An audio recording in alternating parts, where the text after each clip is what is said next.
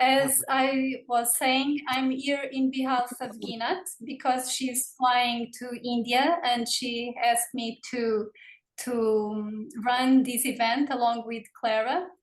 And I'm Anna from Portugal. I know Ginat for a while now, and it is a pleasure to be here with you. And I wish we all have a good time. Clara, do you want to add something? No? So I will hand it over to Gayle, which will give us a cooking class and some of our knowledge and expertise in macrobiotics. And thank you, Gayle, for accepting to be present here in this forum. Okay, so go ahead. Let's start over. My name is Gayle. My partner here is Jaime. We run a macrobiotically oriented food delivery service, cooking classes, consultations. We've been doing it for like 30 years.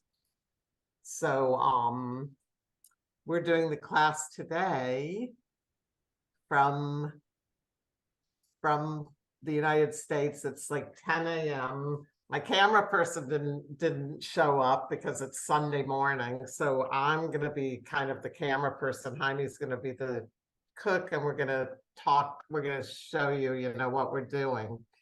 And I've been cooking for people my whole life inadvertently. And I don't know how many people are on from Israel. I know it's like an Israeli-based forum, but I actually started cooking even before Israel, but I was in Israel when I was like 19 years old.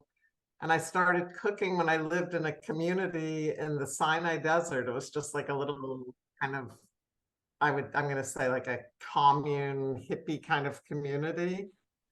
And I was cooking because I had to eat.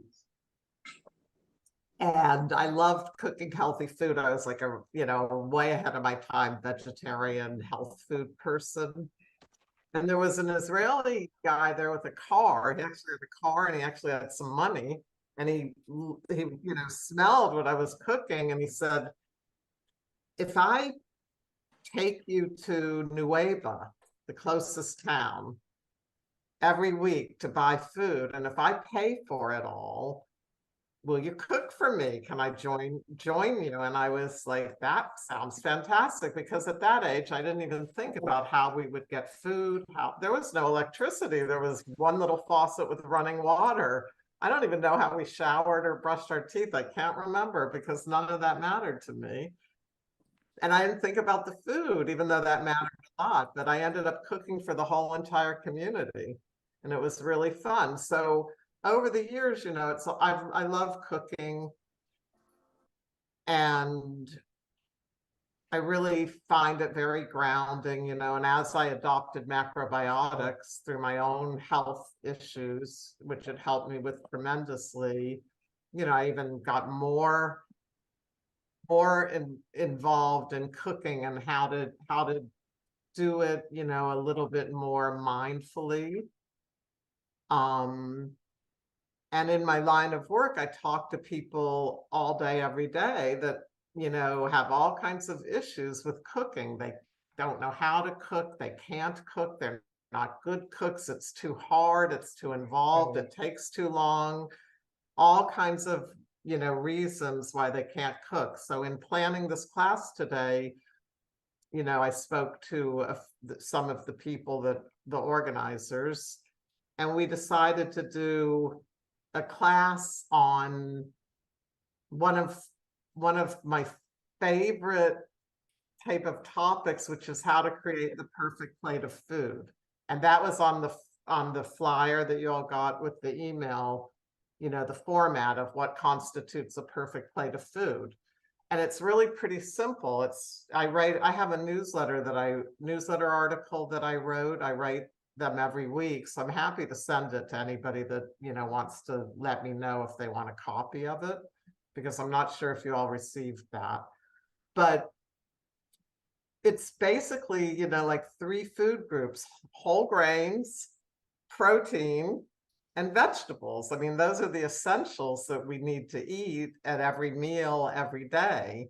The format that we do it in, is up to us. Do we want to keep it very simple, or do we want to make, recipes? I find that for my own life, to keep things streamlined, I like to keep it simple. So I really believe in like, simple consistency every meal, every day, rather than sporadic, you know, um, elaborate food, because I think it's healthier that, if you do it simple enough to make it doable and consistently, rather than, very elaborate but sporadic. And then you're like just kind of getting health food, junk food, or grabbing whatever you can at your other meals.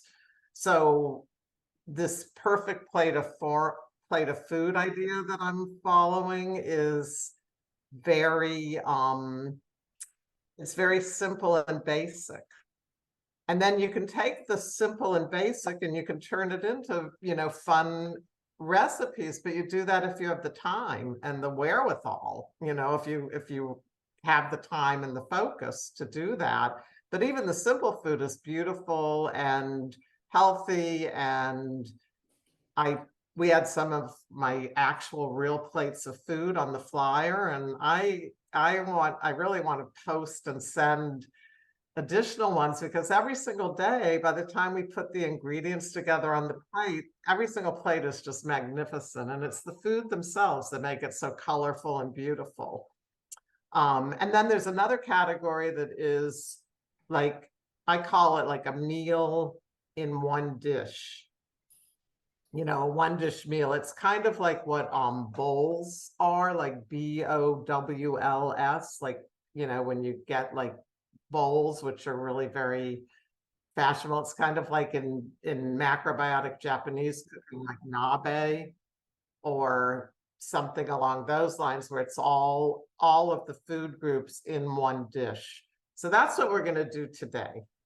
We're going to do a vegetable fried quinoa, and we're going to do a really beautiful shiitake kudzu glaze. But in honor of Passover, we're changing out some of the ingredients because, we want you to be able to use this for Passover. But on the recipe, which you all will receive, I have the options, of what you can use.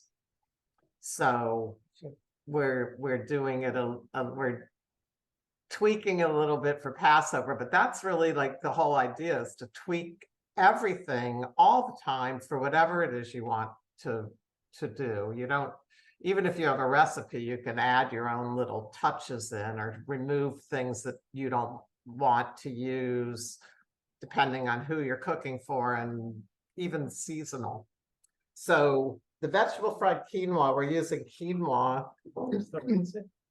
We're using quinoa because it is okay to use for Passover. It's probably the only grain that is, but you can use any grain. Okay, you can use any grain. And one of the things that I'm really big on is use what you have on hand. So if you already have cooked grains in your refrigerator and you want to just make a really fun, lively, interesting dish, you're already that far ahead because you've got the grains cooked. But you could also cook them fresh for the dish. But if you're trying to make this work day in and day out, it's great to have like a stockpile of things that like a little ongoing inventory. My grains, my protein, my vegetables, and then of course miso soup. You don't want to be making every single food at every single meal every single day. It really gets overwhelming. So I don't know if you can see, but Jaime is rinsing the quinoa, and we're going to just cook the quinoa while we do the other vegetables. So can you all see that he's got it in a strainer and he's rinsing it? Has to be fine, not fine, but The strainer, the mesh is fine enough that the quinoa doesn't actually fall through it. Okay. And we soaked this quinoa last night, so we're rinsing it now. This is how we do all of the grains. We soak them in advance. Then we rinse them really well before we cook them. And we have a whole house water filter, so we're using the water from our sink, but you know, if you don't, you might want to use some kind of filtered water. Special quinoa has rinsed 3 or 4 times. Okay. You're gonna put it into this pot. So you're gonna add the boiling water to it? When I the boiling water and stuff. When I cook, I always have a boiling water. It's easy just to use it. You don't need to boil water.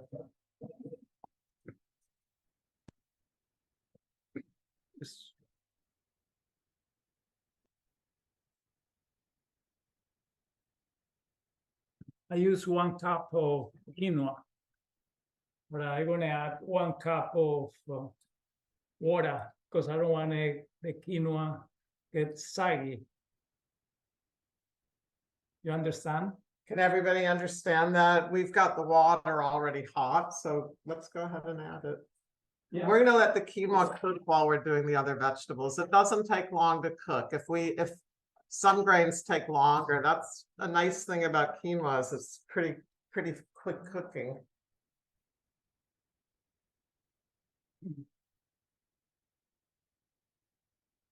You could also start with cold water, you know, just tap water.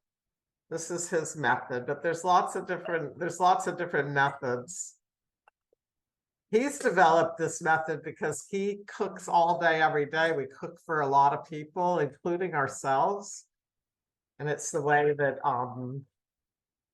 he does it. You know, what's under 1 cup because it's I want to We're using because we soak the quinoa and because of the water. it already has absorbed some water, we're doing 1 cup quinoa to 1 cup water. Because quinoa is one of those grains that all of the grains, you can make them either really dense and thick and, you know, gooey, more like porridge, or you can make them a little bit drier and fluffier.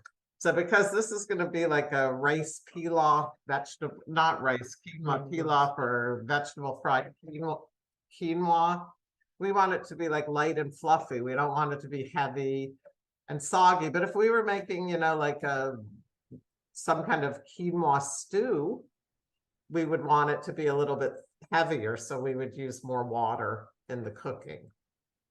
I hope that's clear. It comes out. And you have to experiment with that because you don't want it to be too dry. And you also have to experiment with it because depending on the climate and things like that, and even depending on the grain itself, especially when you get into like grains like rice that are longer and shorter grain, you might need more or less water. So you might have to experiment with that a little bit. But no matter what, it comes out great. So you can't go too wrong.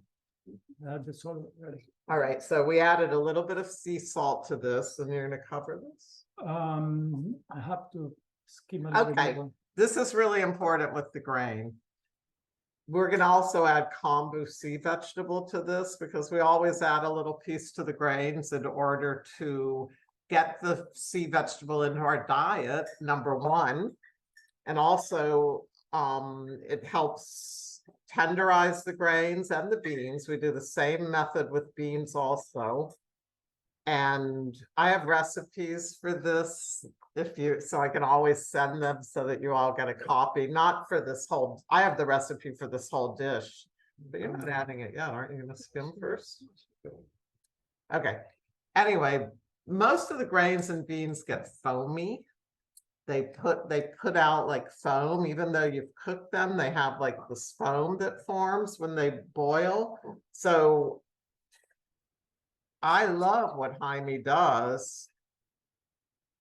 He lets it come to a boil, he lets the foam form, and then he skims the foam off of the top because the foam is like the acidity. That's, you know, like the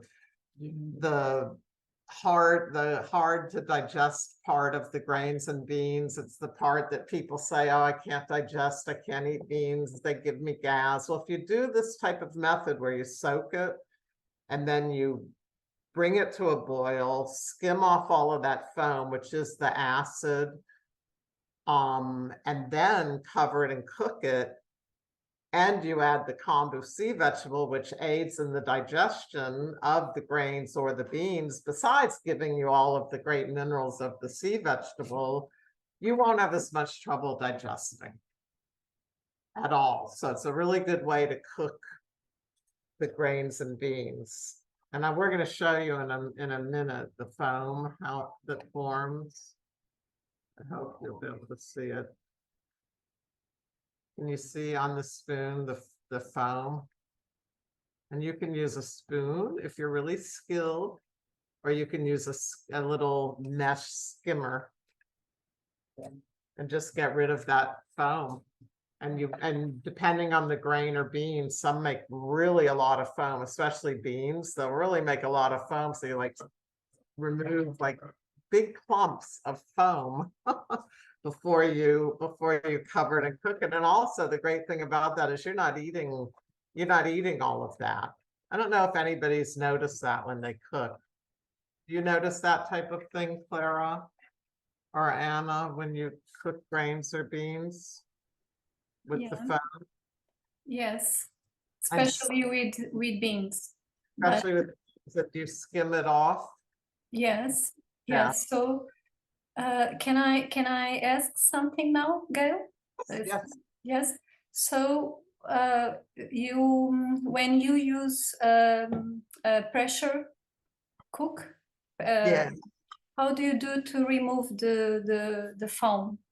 We bring it to a boil first. We remove all of the foam, and then we put the lid on and seal the lid and do the pressure cooking. Also, Okay. you can use, a small pot and cook it first in the pot and remove the foam. And then, you transfer to the pressure cooker. Okay. Okay. So the same with beans. So you would do that Yeah. with beans and grains. Especially with beans, because they tend to clog the pressure cooker Yeah. up Yes. with all of that foam. But most importantly, we don't want to be eating that. Okay, 25 minutes. We don't want to be eating that. Okay, so we're going to set the timer for 25 minutes for this quinoa. And Jaime knows that that's like the perfect time for the quinoa. And it's not in a pressure cooker because it doesn't need to be. It's cooked. Grains cook pretty quickly. They don't necessarily need a pressure cooker. Beans, we find that they work, much better cooked in a pressure cooker because they are much harder and they take longer, much longer to cook without the pressure cooker. And we like them soft and tender. So now we're going to start the vegetables. And this, again, I want you to remember, this is like using what you already have on hand. So any grain that you have cooked, especially if you like come home and you're like, oh, I've had like my nice grains, my nice beans, my vegetables, and I'm tired and I don't really want to, like do a lot of cooking, but I want to eat something, like hot and fresh and flavorful. It's such a great, to me, it's such a great go-to dish. You can just whip it up really quickly. If you're cooking everything from scratch, no, but if you've already got some cooked food, you can use that. You can use some cooked vegetables that you have, but you can always add fresh vegetables. They cook pretty quickly this way. So you could put together a really fun, beautiful dish really, really quickly. On the recipe, which I don't know if you all have a copy of, I use sesame oil because this is sort of like an Asian type dish. And I really believe in using the flavors that help keep it very ethnic, keep the dish, like not mixing cultures too much, even though I know like people are really into fusion cooking and all of that, but I think it's really nice to have distinct flavors. So I say to use regular sesame oil, but we're using olive oil because sesame oil is not okay for Passover. And we want to show you that you can do this for Passover. There's That's gas. fine. Wait, there's gas leaking. That's not bad. Maybe It's that one.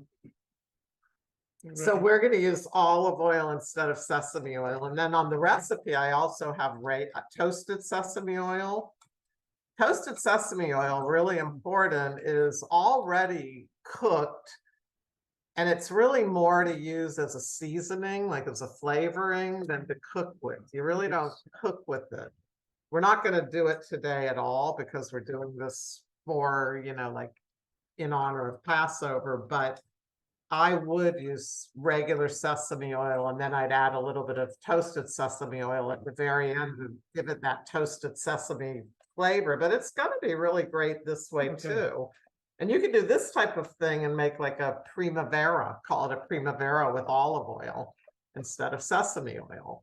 That's how much you can interchange ideas and cooking and recipes. Anyway, we've added the ginger to the olive oil. Can you all see that? Let's see it from here. And we're letting it brown. And it smells fantastic, of course. And we're chopping garlic. Can you see the chopping? First.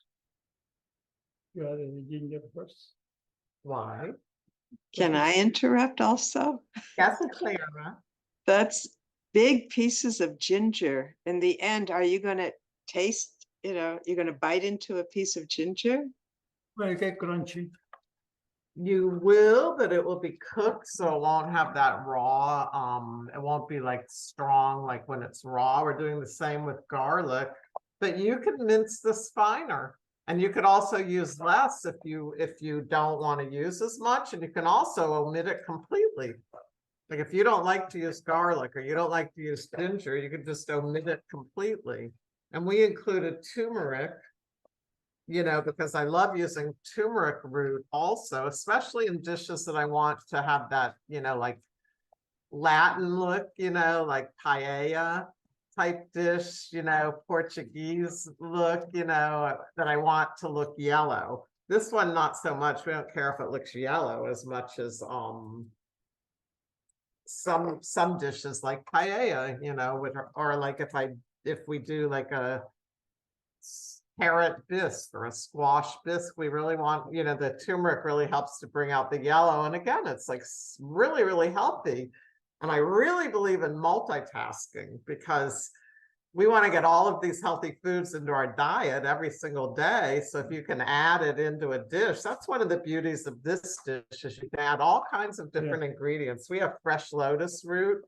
I don't really know if that's okay for Passover. I Googled it and they didn't have anything about lotus root related to Passover, which I wasn't surprised about. I didn't think that there would be any information about it. But it's a root, which is fine. Just we don't get it in Israel. Right, but we get it here, and it's really good for the lungs, and it's good for the lungs and large intestines, and it's really fun to use. So I don't know, we might add a few slices of it into this dish. So we have the garlic, ginger, and we have the garlic, ginger, and turmeric cooking, and it looks absolutely beautiful. Can you all see that? Looks really beautiful, smells really beautiful. I mean, even if you don't have any time at all and you just have leftover grain in your refrigerator that you've already cooked and you want to just warm it up and just make it a little more fun, you just do this much right here. Now we're going to add yellow onion. You can add yellow onion. We're just going to keep adding some fun vegetables. It's going to give you more vegetables in your diet, which is also really important. It's a great way to get a lot of vegetables into your diet. And you use whatever you have on hand. This is what I chose for today. But you can use whatever you have on hand and make it different every single time. You can do it seasonally also. And when we get to the end, I don't see the parsley or cilantro. But when we get to the end, we're At the going to end. show you, like, you know, you could also like toss Let's go in. step by step. Okay, go ahead. Gail, We're gonna add for the young. people with extreme heart issues, do you ever, I can only water saute from now on. I can't use any oil or fat of any kind. So, do you ever address that? Yes, you could do this totally water saute. Man, That's what we use. we used a really small amount of oil, and I mean, I think that like in the Mediterranean diet, they use olive oil, and it's, you know, like really heart healthy in their beliefs. So you'd have to, you know, we'd have to talk about that individually, like in your situation. But I think it really depends on the type of oil you use, the amount of oil that you use, and how often you use it. So this, to me, this makes it like richer and more flavorful. So you can definitely do a water saute. And a lot of times when the vegetables kind of get a little bit dry, I add little splashes of water, you know, just to sort of plump the vegetables up, because we're kind of like stir frying. And I love to add little splashes of water just to, you know, make them a little plumper and juicier, and so that the end result isn't quite as dry. It depends what kind of vegetables you're using, of course, whether it gets dry or not. But anyway, these are looking really beautiful, and the onion needs to cook a little bit longer. So you want to we're going to chop up. And then the other thing that I want to mention that's important, and it is written in the recipe, is to cook it in the order of the hardiness of the vegetable. So I think it's pretty obvious, like you don't want to add quick cooking greens at the beginning, because they're not going to be fresh by the time you get done cooking everything. So we leave those type of things for the end, and we add the harder vegetables. So we have carrot here. We're going to add the carrot. We have green cabbage, which is, you know, much firmer than like a leafy green. We're going to add that. We're going to add the celery right towards the end, because we want that to come out really nice and fresh and crunchy. But there are people that cannot eat vegetables that are crunchy. They need them cooked more. So that's the other option. You can cook everything longer. I try to cook things lighter and fresher, knowing that for me or for anybody, it can always be cooked more, but you can't cook it less. So I don't want it to get overcooked, but you can always cook it more. A lot of people have to do that because it's easier for them to chew. You know, everybody has their thing, you know, about food. That's what I've learned over the years. But this is the onions, and they're looking beautiful, and it's getting slightly colorful yellow because of the fresh turmeric. Turmeric powder makes things much yellower because it's like ground and it just like dissolves right into the food, but it's not actually as healthy as the fresh turmeric root. We're adding green cabbage now. You're not going to add any water to sort of, no, he doesn't add water. Like, to me, I like to add a little bit of water to address the question that you had. I think it was Gretchen. But again, the whole entire dish could be done as a water saute. Everyone use pepper, right? Pepper? No.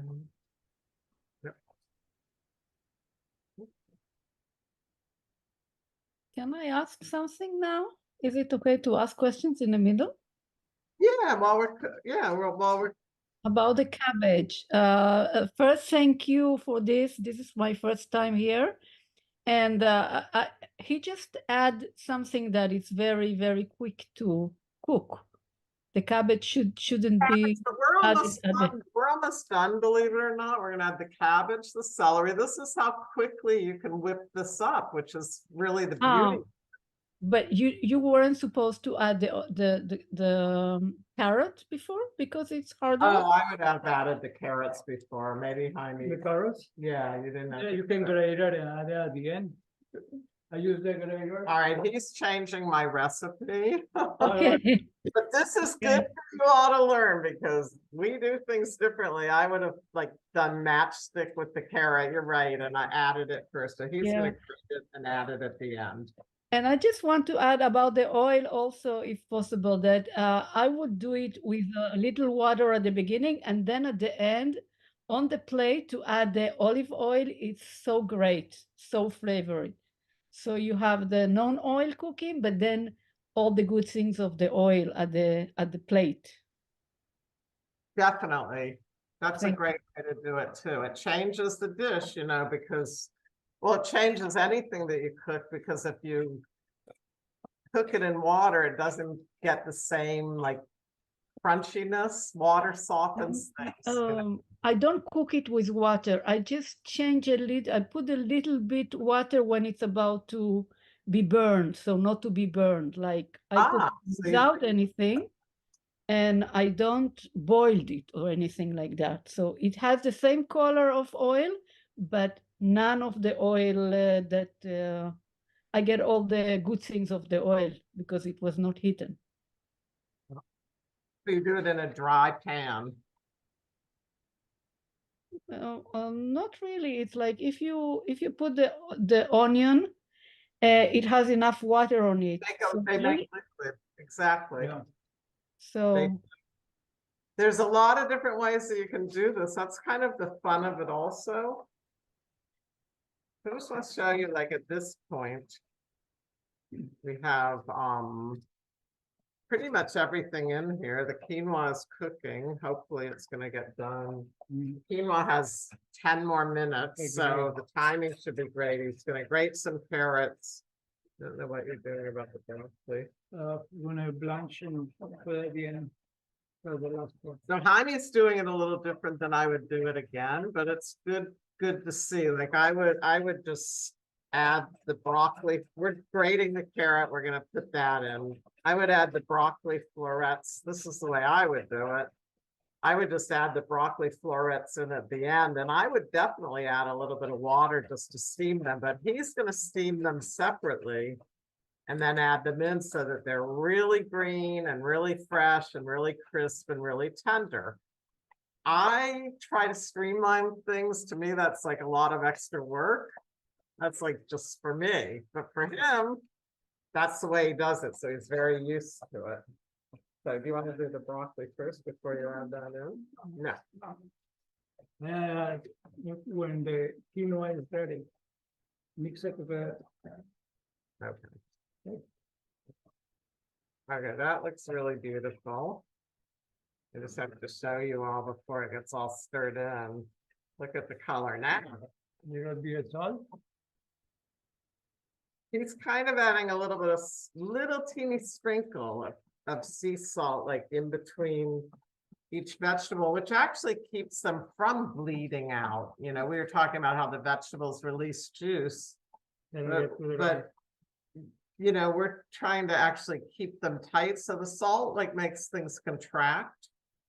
So it keeps them tight so that they don't get soft and release a lot of liquid. It's just the way that this dish is. And notice how fast time he is. So he's using everything. And I don't know if you all can see how he's cutting the broccoli. He's been cooking in the kitchen for so long, we both have, that we have our little techniques of how to like do things. So I hope that you're seeing how he just like removed those florets really quickly from the stem. And you can also use the broccoli stem and add that right into this as well. And it's really good that way too. And I mean, like I said, there's just no end. I love to add mushrooms into this, but we're gonna do a separate dish in a minute. The shiitake kudzu glaze. We're gonna use arrowroot, which is okay for Passover instead of kudzu. They both work the same way. I'll talk about that when we get to it, but we're gonna use that and add it to the top of this. And it's real versatile because you can use it for a million different things. You could steam broccoli and add the shiitake kudzu glaze that we're going to make in a minute and have a beautiful dish, you know, just like that. So what we're trying to teach you today is that you can be interchangeable. It doesn't have to follow any perfect recipe. It still comes out beautiful. Sometimes it comes out even better. And you can do that with what you have on hand rather than having, you know, creating stress. And a lot of times what I see is people get, you know, stressed about the recipe and the food and what they need. And then they don't do it at all because they don't have everything and they don't, you know, it gets overwhelming.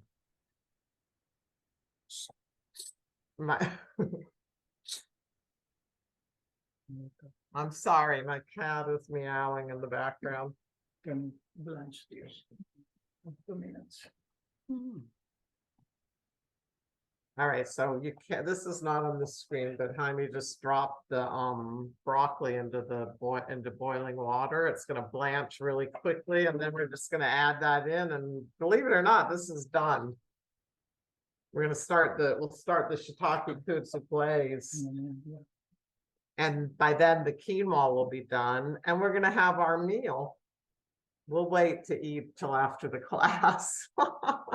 But we're gonna have our meal just like that. And I mean, you can do this for guests. I mean, they'll be really impressed. And the other thing I want to say is you could actually serve this over pasta instead of grain, especially if you don't have any grain cooked.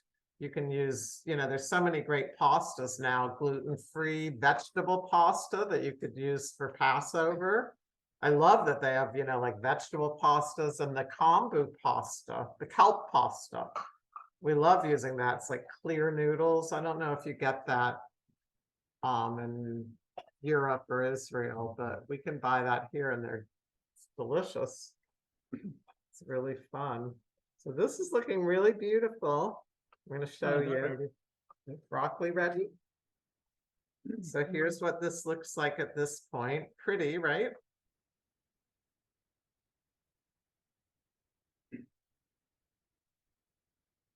Okay, broccoli. It's coming. It's good enough. Well, you can turn it off, please. Yeah, turn it. So we're actually going to turn the heat off on it. So it's not continuing to cook and nothing's getting overcooked. Believe me, it's really still very crispy. And like I said, I do have clients that need things cooked softer. So that is an option. And if you add water, just small amounts, it will make it much softer and much, you know, like much more like a sauce than like a stir fry. Here comes the broccoli. Quinoa is finished. That's our timer for the quinoa. So now we have all these things happening at once. I want them to see what you're doing. Can I bring it over here? So this is the broccoli.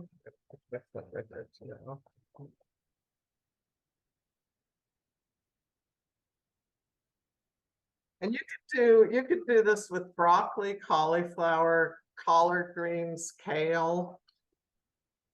We didn't add all of that. I mean, it's good to do. Probably if I do a dish like this, I would maybe just steam some kale or some collard greens to have along with it.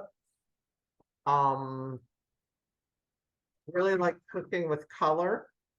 So we have the green broccoli. You could do snow peas or snap peas instead, but I feel like the dish really needs something bright green in it. Can we add that in? Just wait until don't we really- will like because overcook. I don't want It's to. all cooked already. So we're gonna add this so that you can see. So this is how the quickly blanched broccoli came out. And like I said, you could, if you say, oh no, I don't have broccoli, I only have some kale from my garden. You could just use that instead. The whole idea is that we want to get something really beautiful and green. So let me just show you how this is gonna look. And it's just delicious, just the way it is right now. So that's another option. You don't have to add. So can you all see that, how beautiful that is? Colorful, beautiful, super healthy. Can't wait to eat it.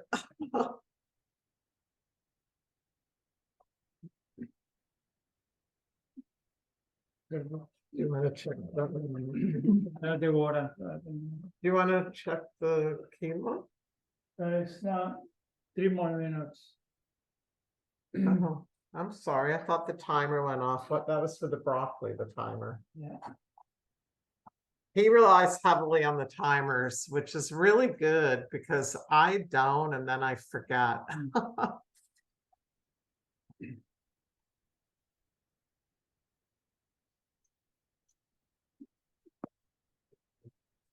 Can you quickly reiterate what ingredients you started out with?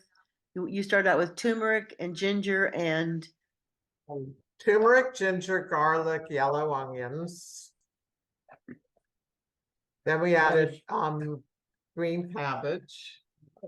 You could use red cabbage, you know, in this dish also. If you don't have green cabbage and you have red, or you could use red and green. Red would look really beautiful in the dish also. And then we added the celery and the grated carrot. And as you can see, it did retain its color. This is really, you know, this is cooked so quickly. It's all really beautiful and colorful, which I love. use some sea vegetable. We didn't use any sea vegetable, but you Okay. could, especially, let's say that you already cooked, you know, like arame and you have it in your refrigerator. Bueno. You could add it in. The other thing that we use, which I don't know if you get over there, I'm going to get a packet and show you. It's What? called Fuero Wakame. Do you all get that in your neck of the woods, wherever you No. are?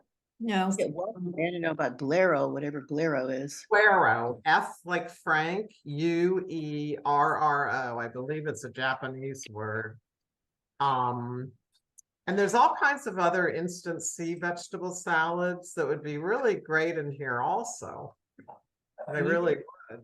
You But if didn't you add only any, you didn't add any salt or pepper or anything. We added salt all along as Oh, we okay. added little pinches of salt to keep the vegetables contracted so that they would not bleed out and get saucy. Like we didn't want it to get liquidy and saucy. We wanted to keep it like really fresh and crunchy. So we added little pinches of salt with each vegetable that we added. We also have, we'll taste it and see, but we also have for Passover, coconut aminos, which have no soy and no wheat. So they're soy-free, gluten-free. Ordinarily, I use tamari, which I really love. It's also gluten-free, but it is soy. But we're doing this for Passover, so it's the coconut aminos. Well, what would you normally use as a protein? Oh, we're gonna get, oh, that's a really good question, and I forgot about that. Wait. Here comes the quinoa. I have to toss because I don't want to. The reason that I move the quinoa to a bowl is because I don't want the quinoa to get, you know, tough. Because, so yeah, let me explain that. So because it's a grain, quinoa, grains become very gooey if you stir them too much. So this is a technique that we use. Instead of trying to toss everything together, like we could just put the quinoa right into the pan of vegetables, you know, we could just mix the quinoa right in. But by the time you toss all of that together, the quinoa is going to get like sticky because it's too much to toss. So what Jaime is saying, wait a minute. What Jaime is saying is he's going to put the quinoa in the bowl and make it nice and fluffy and then decorate it with the vegetables so there's not a lot of stirring so that it doesn't come out, you know, like a gooey, sticky mess, and so that we don't crush these beautiful vegetables. So Put 'em- I want you to watch how he does this. I'm going to move this out of the way for a minute so that you can see. I'm going to try, can I hold it at an Sure. angle? So the quinoa, we use tricolor quinoa. I think I mentioned that at the beginning. I love doing that because, do you want to use all of it for this? I love doing that because it's black quinoa, red quinoa, and beige quinoa. So you get, you know, like there's slightly different nutrients in each one, and you know, you get the black food, which is good for the kidneys and adrenals. You get the red food, which is good for the heart. And again, multitasking, you might as well, but of course you might want to do a dish with only beige quinoa. That's always an option. Yeah, so I just wanted you all to see how beautiful the quinoa came out, like cooked really nice and soft, and you know, it's fully cooked, but it's very fluffy. And like I said, the more that you stir this, it'll get clumpier and gooier. All grains do that. Well, And then I don't know if you can see, but here's the pieces of kombu, you know, so you're getting sea vegetable in the dish, even though it's not the same as adding sea vegetable to the stir fry, you know, which you could do. It'd actually look really pretty if you had like black strands of arame or hijiki. And the fuero wakame would look really beautiful too. Maybe we'll add some of that because it reconstitutes quickly. If we have time to do that, which I assume we do. yeah. You have as much time as you need, Gail. I know, I had a feeling. So let's see here. Wait, let's finish. Do you want to finish the story first? I gotta keep him on track. Let it That cool a little bit. cool. Okay, so we're gonna let the quinoa cool a little bit before we add the vegetables to it. So we'll show you this in a little while. And then somebody asked the question about protein, and I'm actually gonna ask Clara this question, Clara. But I have cooked chickpeas here that we cooked, you know, like yesterday. So these are protein, obviously, but they're not okay for Passover. Right. Neither- First of all, I think throughout the world, the Jews are a minority, and I think here we're a minority also. So don't worry about that. So, But second of all, Second of we have Sfardim, we have Ashkenazim. And Sfardim, yes, use beans. So that's good for them. Many Israeli Ashkenazim. I've been eating beans for Passover for years because I would starve if I didn't being vegan. right, and also I Googled it, you know, and it said distinctly that there was a change in the rules anyway, like in a couple of years ago, and that Yeah. now beans are okay. So there was a lot of contradictory. In Israel, widely people are eating grains and beans, but there are people that are still whatever. Right, and Clara is one, bless her, and it's right, we fine. have to respect all of that. And the thing Just that to I learned- know that many of us do eat. I have my kosher for Passover rice and millet in the other room, and and garbanzo beans. So one of the things I learned from Clara this week, because I'm sort of a rebel, so I've rebelled against all of that my whole entire life. And, you know, I was raised in a very reform household, so my parents didn't follow it at all. So it was a non-issue. And I'm a rebel, but so I'm like, I'm not going to follow those rules. But the thing that I learned from Clara this week in preparation for this class is it's only a week of your life. So it's not like giving up grains and beans, which are they're like the staff of life for me, but it's not like you're giving them up forever or even for any length of time at all. It's a week, and any of us can do anything for a week. It very But- much depends on the person's condition. I mean, exactly.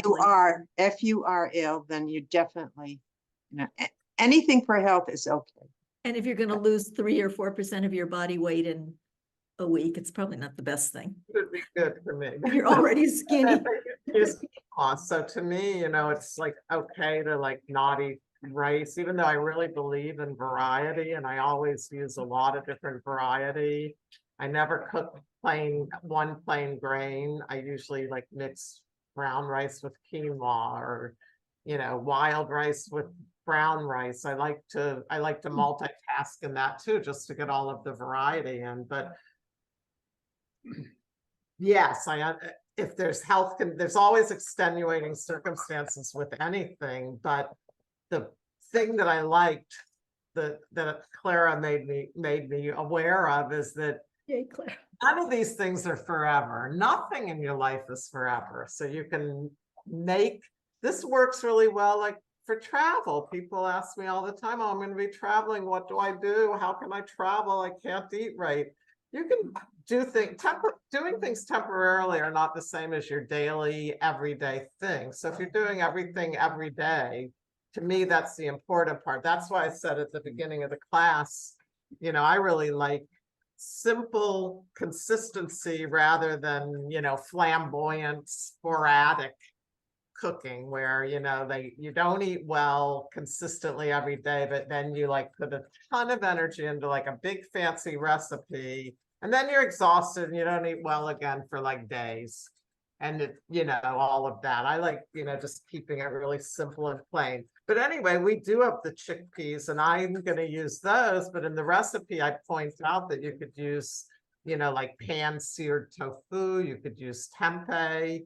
And I was going to ask Clara, but maybe it's a little redundant at this point. What do you use for protein during Gayle,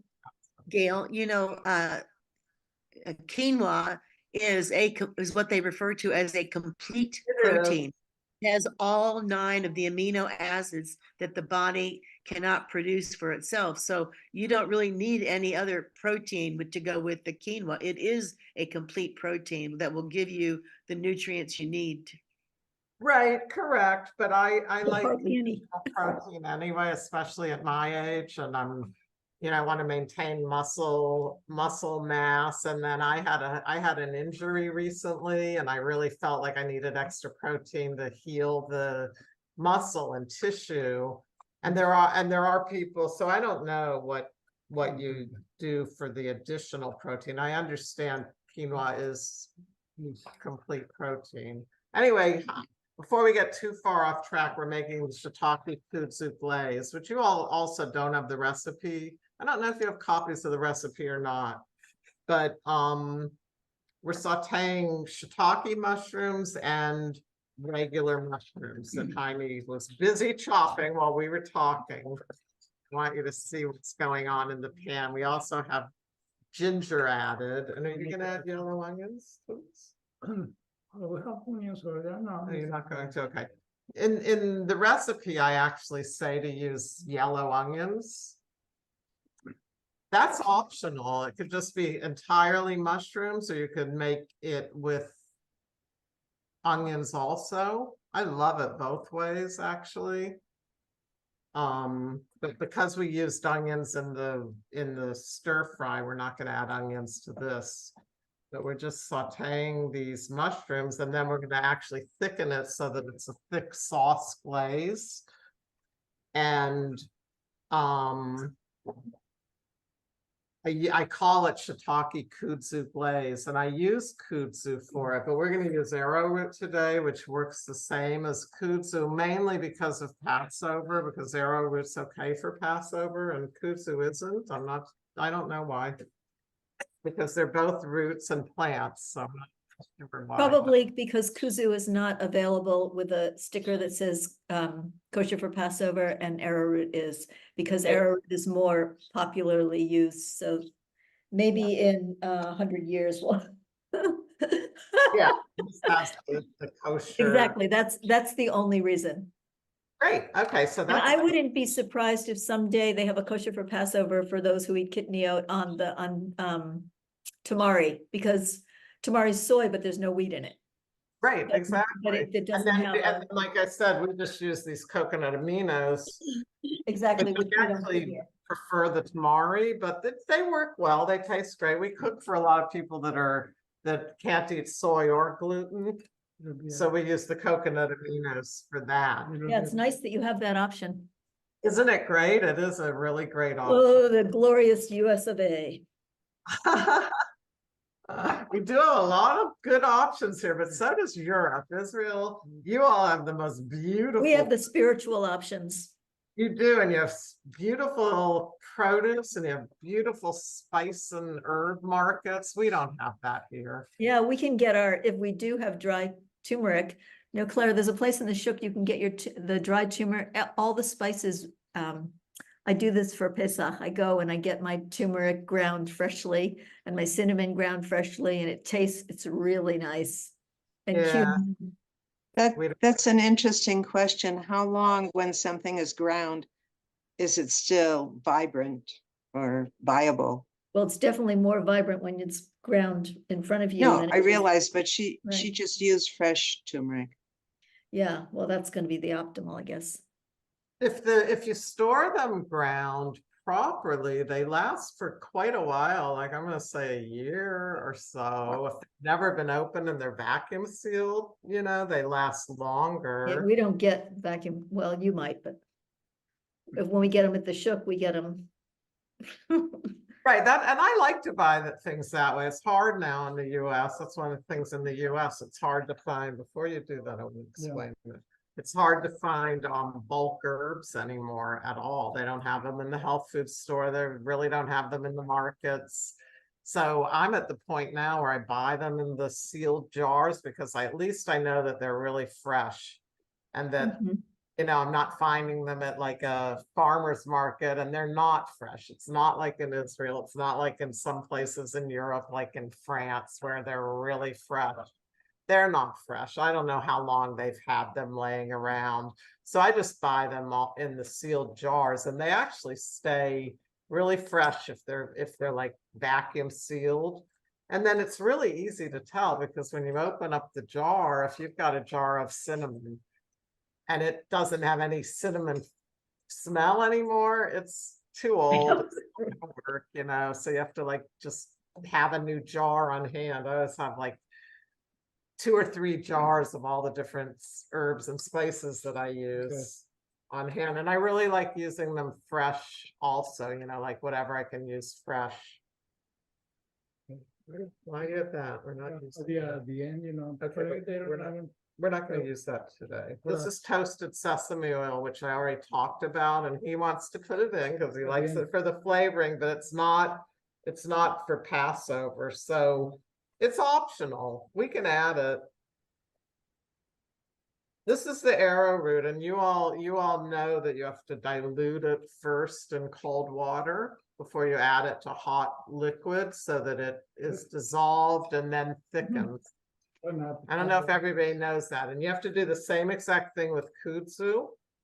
You cannot add the powder to the hot liquid. It just turns into this clumpy, gooey mess. So it has to be dissolved in cold water first and then added. And depending on how much you use is how thick of a sauce you'll get. So if you want it really thick, you use more. If you want it thinner, you use less. If it comes out too thick, you can always add more liquid and thin it. So it's not a disaster. I think that's one of the points I want to make. Nothing is a disaster. Nothing's written in stone unless it comes to baking. Then things have to be very, very accurate. So I have a question about the arrowroot because I've heard that if you let it cook too long, it will get thin again. So how much time do you cook it so that it gets the thickness that you want without it losing the thickness? Really good question. We're going to make sure that this is cooked exactly the way we want it, like fully cooked. And that's kind of the rule with all of it. Before we add the arrowroot or the kudzu, you make sure that whatever you're cooking is done because you don't want it to just cook and cook. And then when you add it, you can actually feel it thicken when you're stirring. Mhm. You can feel it thicken, and it also goes from like, the white cloudy color to a clear. which is what makes it this beautiful clear glaze, and it looks beautiful. And it also thickens up when you put it in the refrigerator. And this type of sauce, this shiitake kudzu glaze, and I'm saying kudzu, but we're using arrowroot. You can store this in the refrigerator in a glass container or jar, and then you can add it to any dish that you make, for the next several days. It's really How much arrowroot did you put in? Well, depend how much water. Let me see Like what a- I put like on a the recipe, tablespoon. which I Tablespoon. think we're gonna get. I said on the recipe 1 tablespoon of kudzu or Okay. 2 tablespoons of arrowroot, because dissolved in a half a cup of spring water, which would be about the amount here, because we do want this like Okay. kind of thick. Okay. Also, mushrooms release a lot of liquid. Thank you. How would you call the arrowroot in Israel, for you that live here? What's the name? Where do you buy it? Because it's new for me. Arrowroot. I buy it from iHerb in America. Anybody buys it in Israel or knows Does how anybody it's know made? if it's available here? I've never seen it here. I would think it's available in the markets, like Give me another name. It's another name. they might. I don't know Hold what on, they I'll would. look it up. I just look it up. Anyway, can you all see how that has thickened? Mhm. And it also, when we added it, it was really white. It's like this white color that's in the bowl, and it's turned clear. So I'm going to say that it's done. Now, do you Yeah, want it yeah. thick first? No. I'm putting it in the chat. And what were all the liquids that you add before the arrowroot? Like at the beginning, there was some Water. water. And then we seasoned it with the coconut aminos.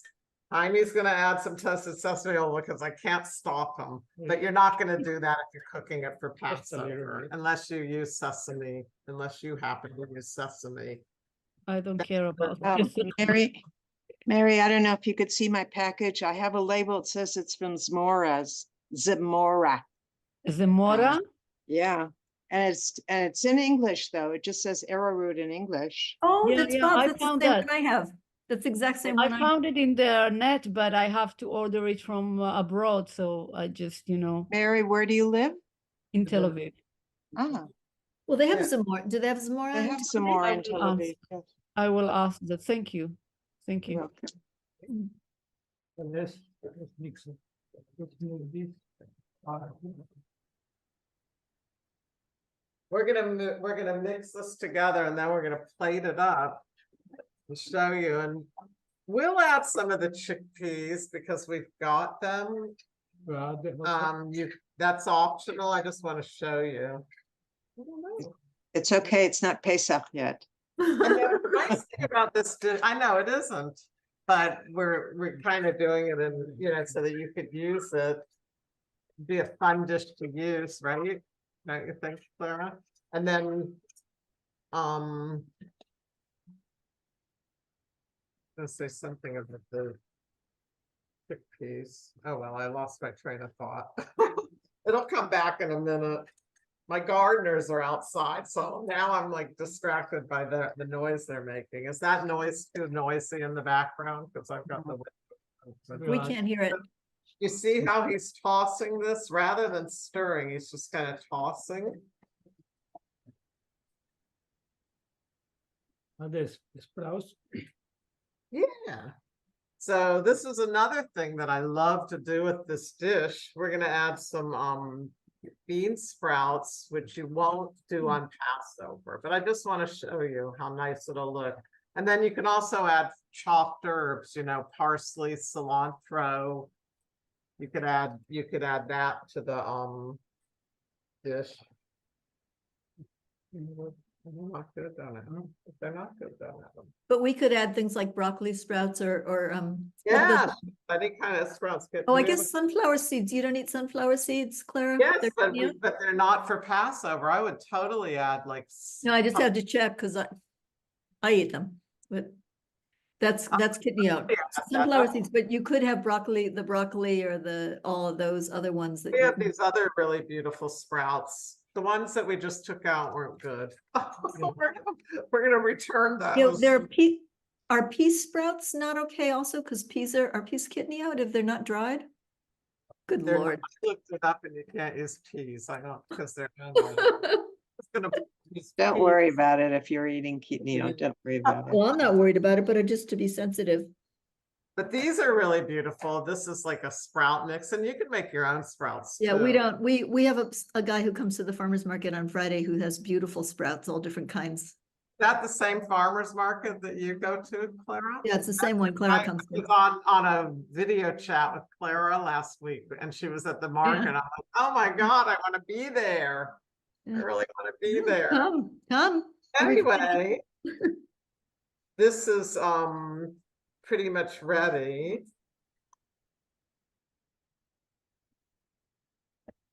Do you want to add show the Fuero wakame? We're going to show you the Fuero wakame. I want to show you the package also. I mean, to me, this is a meal in one dish. I'm going to actually put the chickpeas on the side.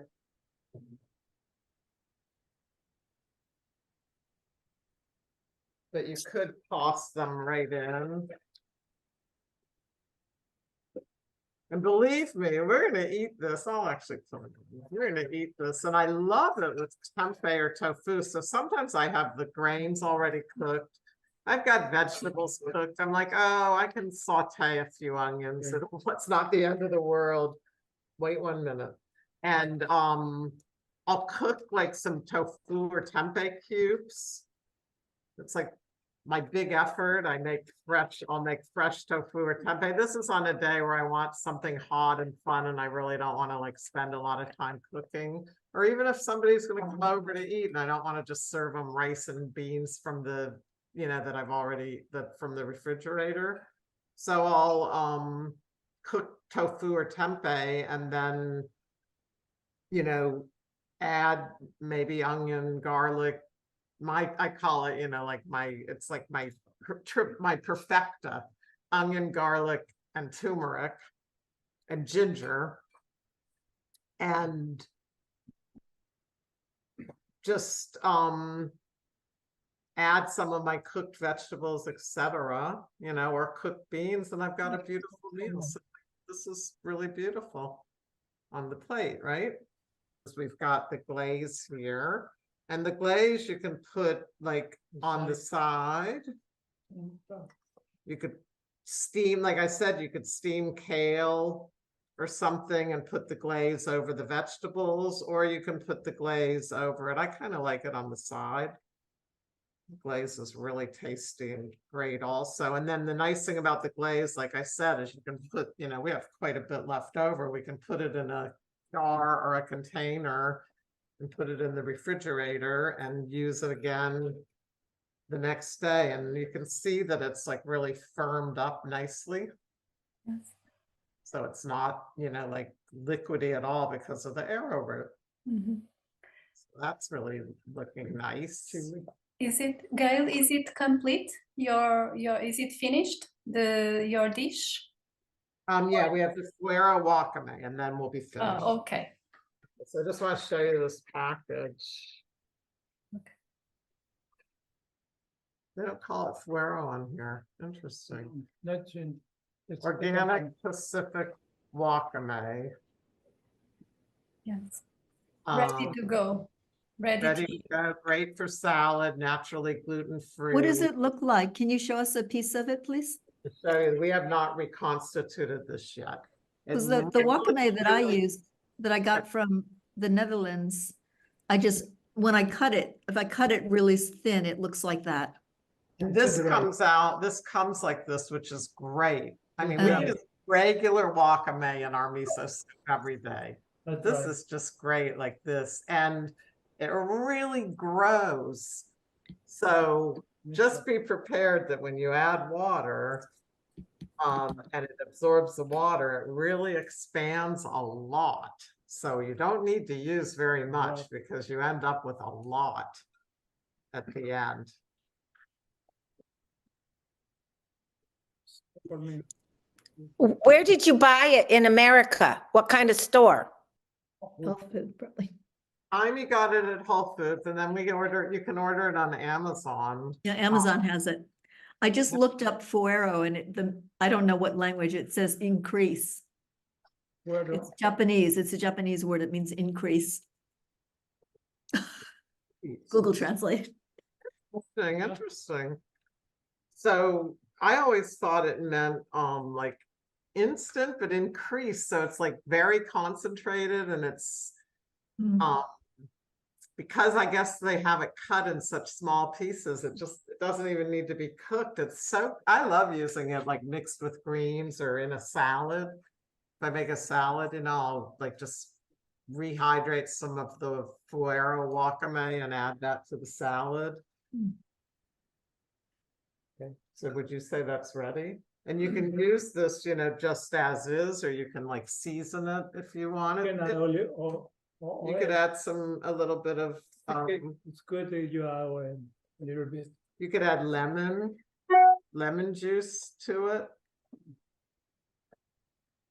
I'm gonna put some sprouts side over here. Maybe I'll Is that the wakame that you're putting on now? wakame. It's pretty.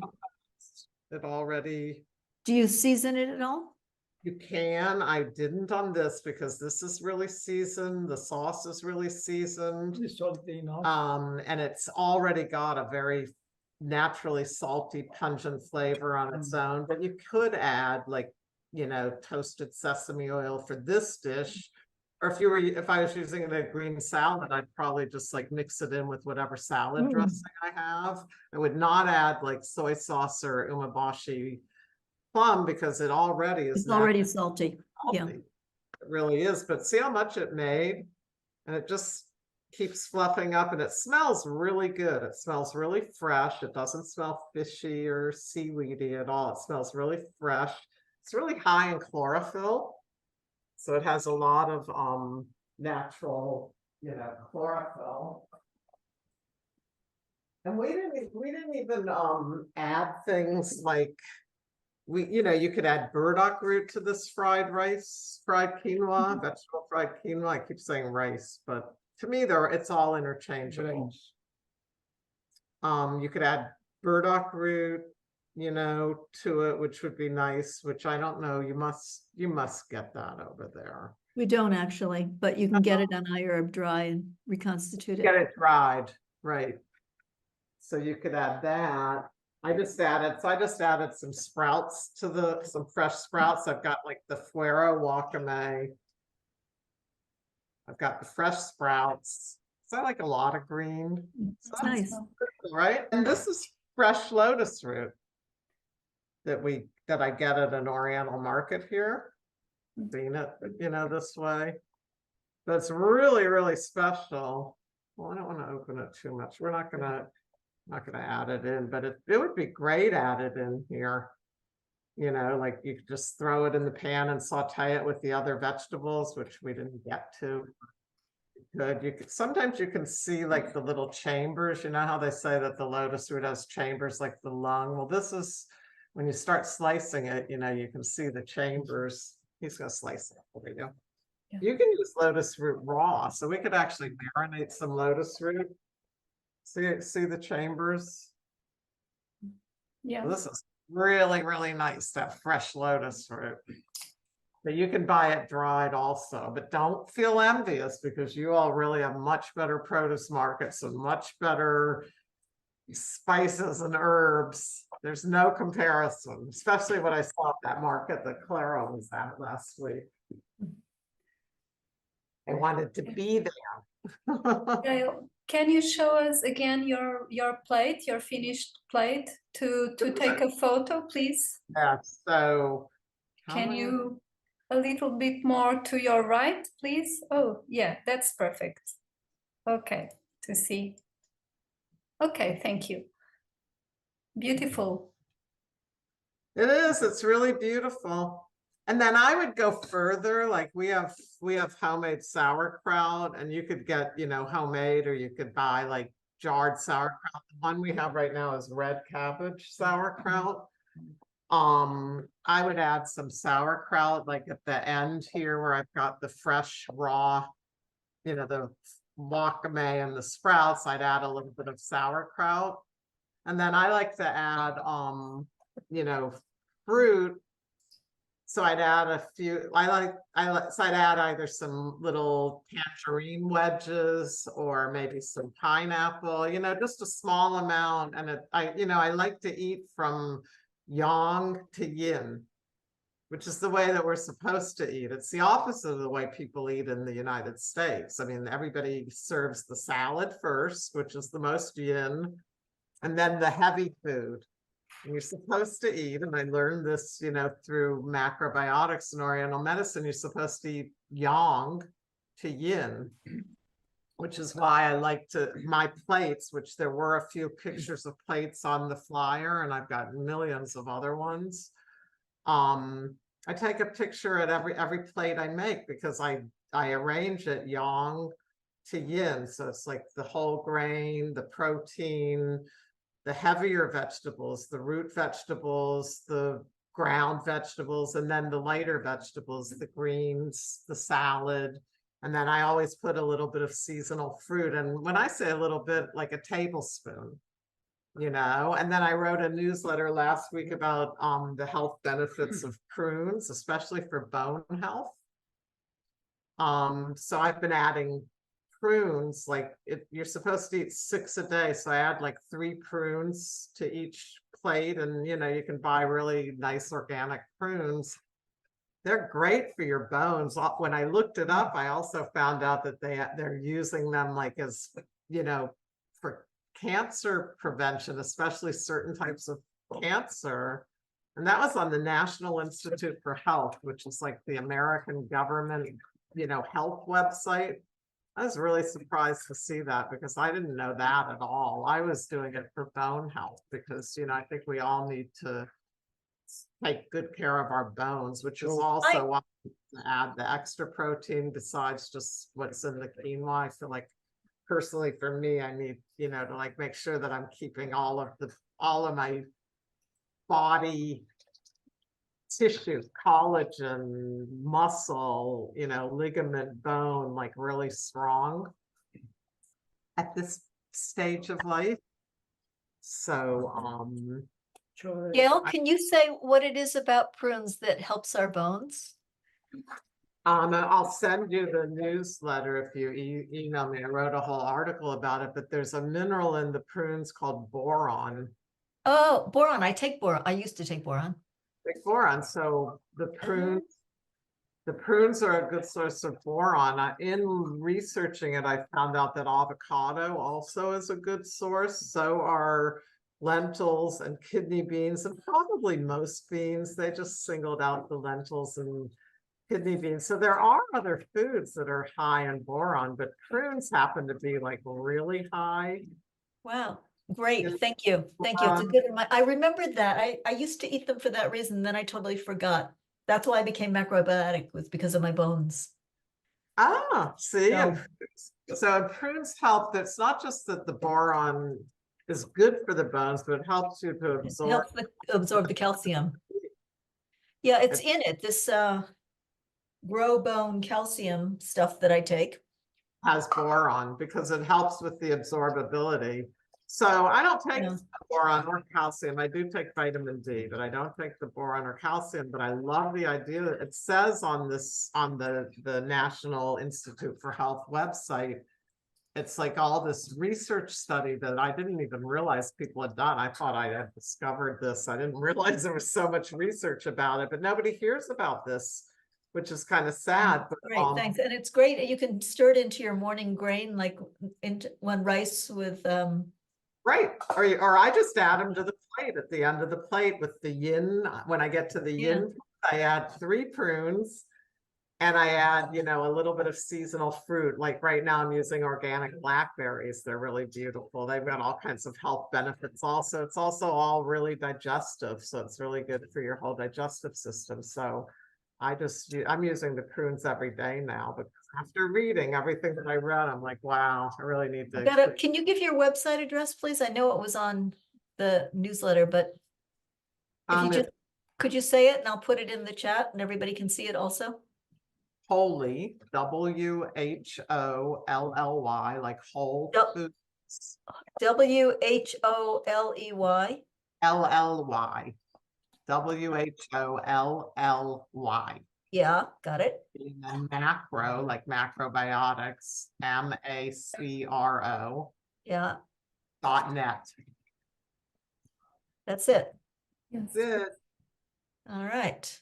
Website's okay, it's not great, it needs some updating, but if you click on the newsletter, you know, like newsletter link, then the newsletters I write every single week. And the one that I wrote last week was about prunes. I called it Not Your Grandmother's Prunes, because my grandmother used them, you know, like as a, like kind of as a natural laxative. And that's all she talked about, you know, and she had to have her prunes every single day. And she had prunes that were like they were dried, but they were like in a syrup. But I'm getting like just organic dried prunes, and I'm not using them so much as a laxative because I eat so healthy. I don't really need it, thankfully. Yeah. Using them for the boron and the bone health. I just want to show you how much more this wakame grew. Do you see how much bigger it is now? And we took a whole bunch out, you know, and put it on the plate, but it just keeps growing. So it's nice to rehydrate it, you know, like 15, 20 minutes in advance. And if you add it to a salad, it stays really nice and fluffy. And then you've got like sea vegetables in your fresh salad. And I always use sprouts because they're such good live energy. So I, you know, love those sprouts at that market in Jerusalem. That was really beautiful. But anyway, that's our dishes. And this is really thickened up a lot too, because it's cooled down. I don't know if you can see that, but it's thickened up a lot because it's cooled down. And in a really, you know, like pretty warm climate here. So if it was cooler out, it would thicken up even more. And when you put it in the refrigerator, it thickens up even more.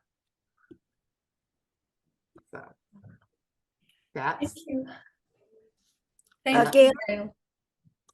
Yes. Can I ask a question? definitely. Oh, yeah. So, you said your link holymacro.net, but she typed in holymacro.com. Which is it? It's Yes. holymacro.net, or I have another domain name, holymacrobiotics.com. Yes. Then holymacro.com because there's a church in the United States. I don't know why they're called Holy Macro. I can't imagine. And my business is Holy Macro. So I wanted holymacro.com, but I couldn't get it. But I got That's what I typed, holymacro.net. Yes. yeah. There's a link by Sabine and also somebody else J&K Palmer, I don't know who you are, sent a link where you could sign up for the newsletter. Oh, great. Yeah, I put a lot more effort, like the newsletters I write weekly, and a lot of times I just show a plate of food and I describe what's on the plate because I really want people to see the variety and diversity that I use every day in my food. And it's not complicated. I think the whole point of everything is that it's not hard and complicated. Recipes are really fun and great, but they're like several extra steps of work. And you can just do the separate foods and just get the variety and the diversity and really like a good healthy diet on a daily basis. And you don't have to cook it all every meal.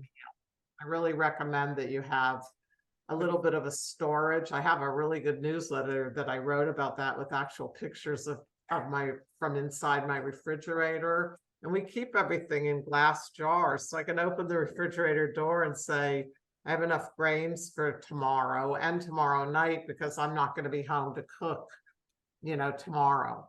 I have enough beans for lunch, but I don't have enough for dinner. So should I soak beans or not? And when will I cook them tomorrow? You know, I'm making this up, but this is what I do every day. Or maybe when I get home, I'll just like, you know, saute some tofu, you know, so I know that I've got that. And then we always have like some miso soup, like in a jar already made, that we can always add things to. And I do not add the miso. We just make the soup itself. And then each time I warm it up, it only lasts for like a day or so. Each time I warm it up, I add the miso fresh so that the miso doesn't accidentally boil. And you can drop fresh, you know, garnish into the soup also. And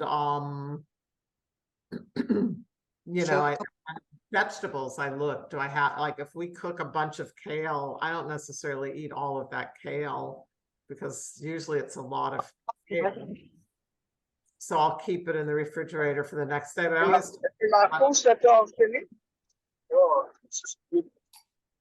No, but we don't understand what you said. I think it was by, Accident. yes, yes. Yeah, how often do you have soup? I have a bowl of miso soup every single day. First meal of the day, breakfast or lunch. And then you have it again the same day? I don't have it twice. I didn't understand when you said you had soup in the fridge.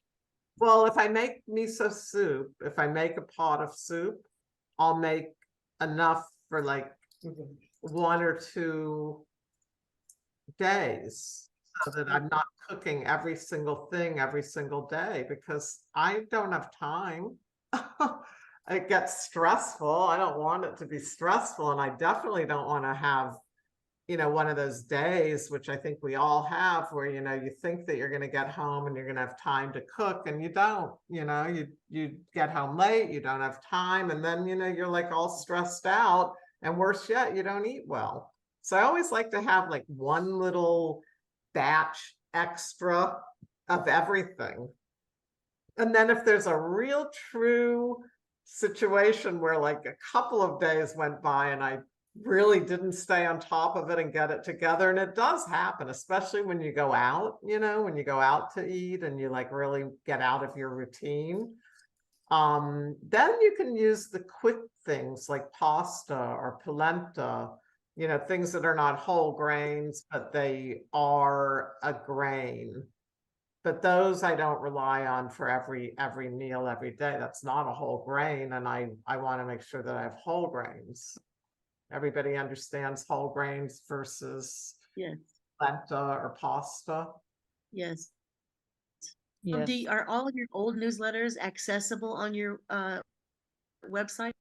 Well, there's an archive section, and there's a lot that are accessible. There's a lot of new ones that I haven't added in, and the girl that helps me with it has not added in. We have to add them in. We're a little behind on adding them in, but The old ones will be accessible? The old one, there's a lot of newsletters that are accessible, and there's a lot of new ones that I've written that are really great that aren't. But a lot of times if people email me and ask me a question, I'm like, I already wrote a newsletter with the whole entire answer, which is why I do it, because the answers are lengthy. You know, I like to give a lot of information and detail, so I'll just send the person the newsletter. So if you have a question and you don't see it in the newsletter, you can ask me. And the other thing that I do is if people ask me something and I haven't written about it, I'm like, that'll be a great topic for a newsletter. I'll write about it. So I'll do a whole new newsletter. I have old ones that I've written like about nightshade vegetables, and it keeps coming up lately. And I'm like, I'm going to rewrite that one. I'm going to update it and rewrite it. There's really not a lot of new information. It's really basically the same information again, but I'm going to, you know, redo it, add a little bit of additional knowledge that I've accumulated over the years and do it again, you know.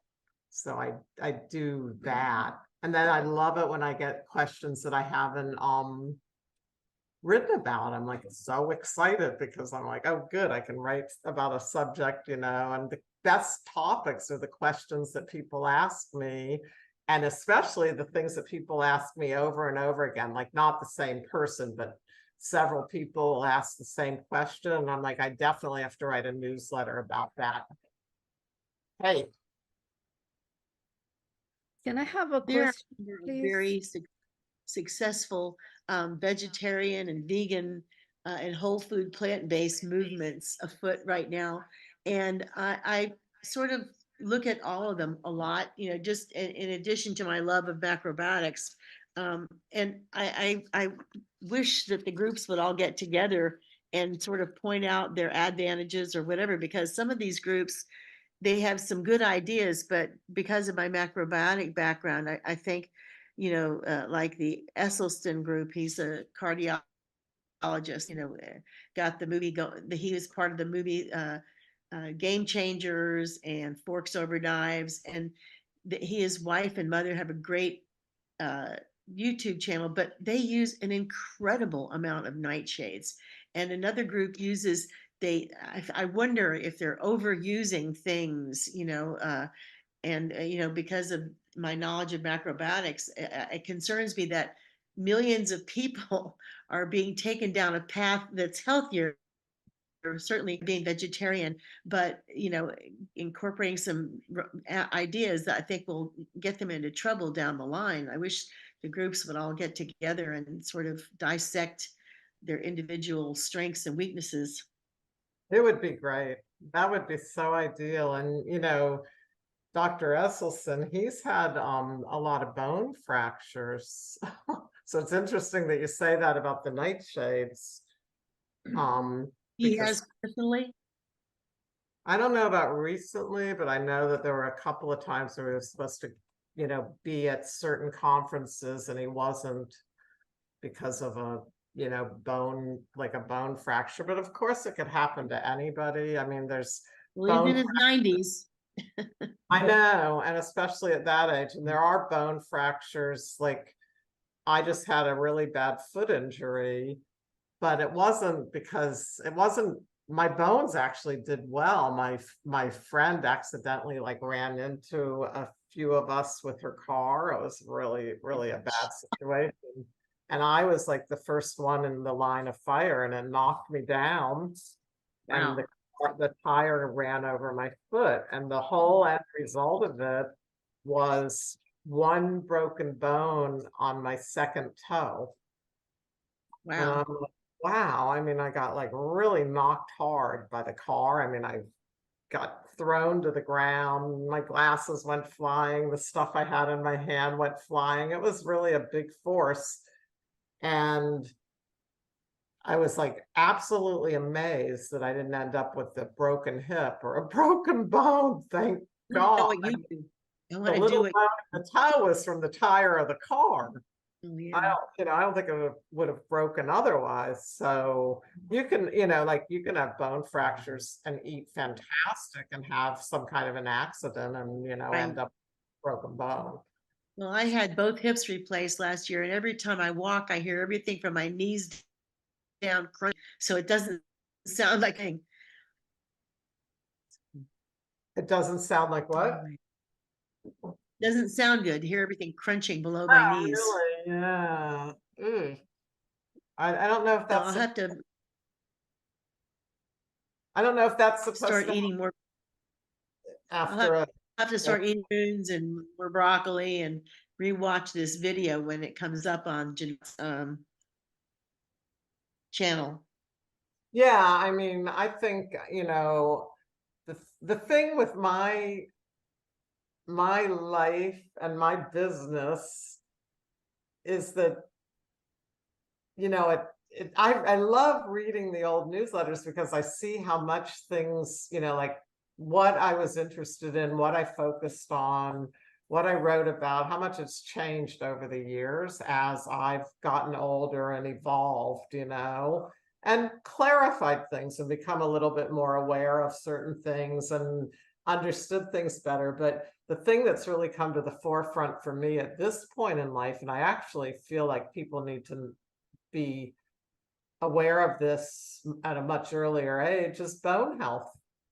It's not okay to start taking care of your bones. I mean, it's okay to do it at any age. It's never too late for anything, but we should be doing bone health from the time we're like 20, 30 years old, not when we're 40, 50, 60, 70, you How about know. from the time you're 6 years old? I know, I think we should start it at the beginning of our life, you know, and I tell everybody that I talk to, especially younger people, I tell them, you know, like, start taking care of your bones now. That's hard for them to understand because they're, you know, they don't, you know, I remember myself, you see yourself as invincible. But to me, bone health is like at the forefront right now because I see people all the time now that do have like bone problems. And I also see people that, you know, like end up with fractures for whatever reason, whether they fell and really truly had an accident, but they might have fallen and not had ended up with a broken bone if their bones were stronger. Who knows? But it's very hard to recover, even from a little broken bone in my foot. I'm like, I'm glad I'm in good shape. I'm glad I have, you know, I do exercise and have strong muscles. And even at that, I could not even get down to the ground to stretch at first because I was so hurt. I was so bruised and banged up and sore, and I got really stiff. And then, of course, I could only use one foot to get up and down from the ground. And it was a really big challenge. And I'm like, wow, I can really see why somebody, you know, if they break a hip or a leg, you know, how difficult it is to get back, you know, functioning. You know, joint replacements are difficult too, but they're not a trauma injury. You know, they're a planned, clean surgery, and they're really designed to rehab quickly. But I do think, like in the case with all the noise and stuff, maybe you need to do some rehab, you know, physical therapy, yoga, stretching, maybe water aerobics, you know, something to get things flowing. But that's where, you know, like bone health and joint health come in really handy. And even though I know some people don't want to use oil at all or have been told not to, oil is a very good lubricant, especially if it's good quality oil and you use, you know, like small amounts consistently and aren't using gigantic amounts, not deep frying, you know, but using really good quality. They've used it for years, thousands of years, hundreds of years in many cultures, you know. The Mediterranean diet is the best example. They have a really high, you know, they use olive oil, but really good quality, and they don't use a lot. It's really small amounts, but works really well for lubricating the joints and the skin and the hair and all of that. So everything's important. It's just, that's why I like to multitask actually, because it's impossible to get everything into your diet, and not just the diet, but everything that you need to do during the day. You know, like I like to listen to chanting music. To me, that's my meditation. Like Anna was saying, you know, she's meditating on her, you know, decision, which I do, I like that, meditating on it. But I do, like, I listen to chanting music while I walk, you know, while I exercise. And sometimes I dance to the chanting music because there's really good drums and rhythms, you know. And for me, that's like exercise. So I'm clearing my mind. I'm not thinking, I'm focusing on the chanting, I'm meditating, I'm putting out like positive energy, and I'm doing something physical and aerobic and exercising. You could do it to, you know, you could do the same thing and do yoga as well, or stretching as well, you know. So it's like multitasking to fit everything in. And yeah, I think you have to do it with diet and with, you know, your life in order to get it all in. Although I did write a newsletter about this, and it was one of the best advice tidbits I got from a really cool couple that they've both passed away now, but they were like really big macrobiotic pioneers in South Florida, here where I am. And they would always tell me new things to do. Like he got into the Nordic walking sticks, you know, and he was like the one that told me about rebounding.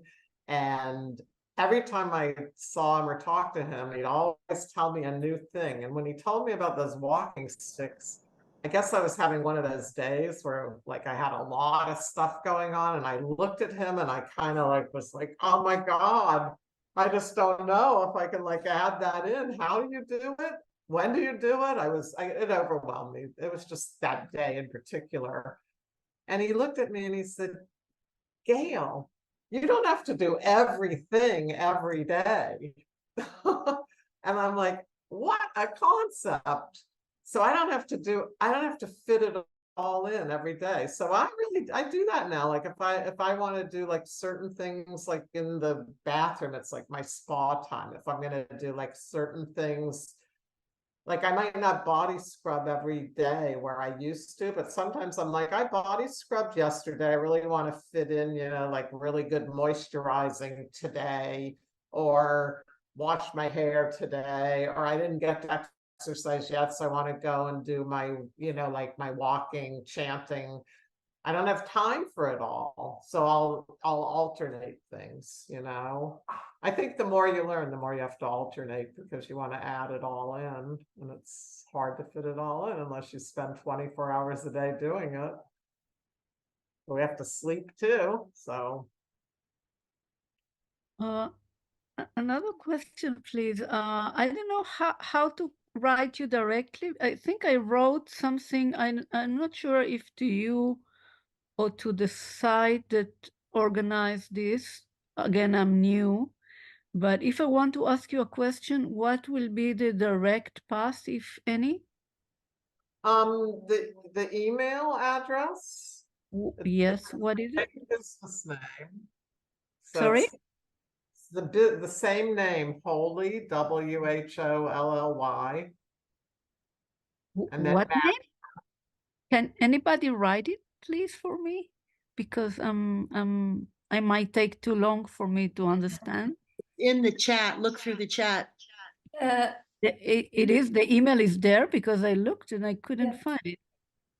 Mary, did you received Ginat's newsletters, didn't you? I received the invitation for this session. I believe that in this last newsletter, there is a link to Gayle's website, and in the website, Gayle's contacts are quite clear, easy to find. Well, not for me, okay, but I see Holy. It can take me 2 years to find. Okay, Holy I will look for it. macrobiotic. That I will look for it and write you on the chat. Okay. Thank you very much. Just to be able to follow with these Thank you very much. Thank you. Gayle, I would like to ask you, comparing the way you prepared your meals in the beginning to what you do today, which were the major changes you made in your daily routines?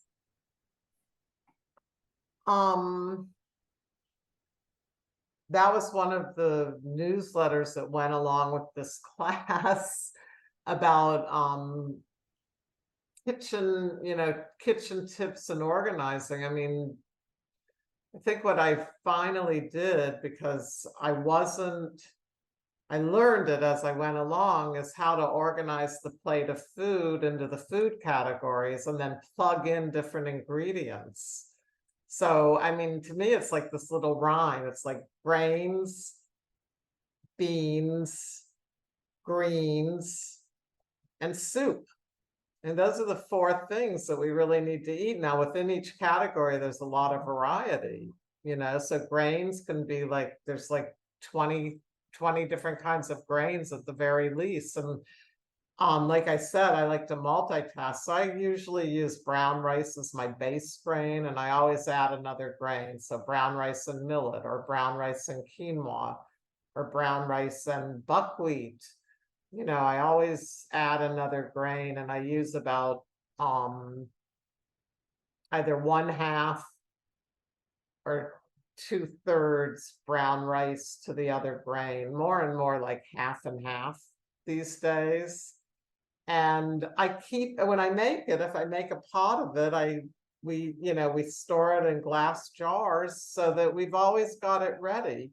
Even if we decide to make something fresh that night because we just feel like it and we do have the time, it doesn't matter. I can eat those grains the next day. Those grains can be turned into porridge. They can be turned into this, like vegetable fried grain dish.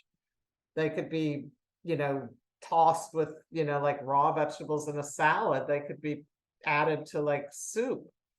But I have it ready because I think that people fail when they think that they're going to get home at the end of the day, or they're going to get up in the morning and they're going to cook and eat, and the phone's ringing and there's a million other things happening. And, I don't know how, I don't think it's practical. So that's one of the things we really changed, is trying to cook everything at every meal every day did not work. And one of the eye openers is when I went to the Kushi Institute, actually, and they had, like separate departments for everything there. They had a housekeeping department to clean the place and clean the rooms and all of that. They had the teachers that were teaching the classes. They had the office staff that were doing phone calls and, taking care of the bills. And then they had the kitchen staff that were cooking the food. And I'm like, oh my God, they don't do it all. I mean, I'm trying to live at home and keep the house clean and run all of the admin, all of the administrative stuff, phone calls, bills, banking, all of those things, run my business or work and take care of all of that, and shop and cook.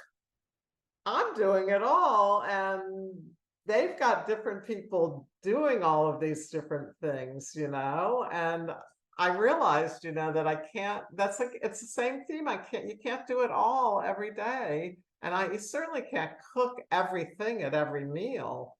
And if you try to, you're not going to have a balanced meal because you're just not going to have time, most people, unless you spend all day cooking and really don't have too much else to do, which there are people that do that, like Jaime. I do a lot of the administration and things like that, and he really like cooks for our clients and for us pretty much full time. But even he, runs out of steam and can't cook everything at every meal. So cooking enough that you have at least enough for like 1 or 2 or 3 meals, the food isn't going to go bad, and it's better for you than it's actually better for you than like I said, not eating well because you didn't have time and you didn't plan, and then trying to make up for that. I'd rather keep it simple. So I like break it into the food groups and plug in, like, fish or beans or tofu or tempeh for the protein portion, and then the vegetables, I really try to be as diverse as possible because we really need a lot. So ground vegetables, root vegetables, leafy green vegetables, lots of, like salad type vegetables. So I have a lot of variety. And then I call them all the accessory foods, the foods that are not part of those main food groups, but you can add them in, like the prunes, the sprouts, other fresh fruit, nuts, seeds, things like that, seaweed. Sea vegetables, of course, go into miso soup. You can get a lot of things into a miso soup. That's why I like to make a lot of miso soup. And my battery's getting low on my laptop. I'm gonna have to go grab. No, I'm gonna have to go grab the charger. I can Okay. stay on. I just have to take, somebody else will have to talk for a minute. I can put Jaime Yeah. over here. Yeah.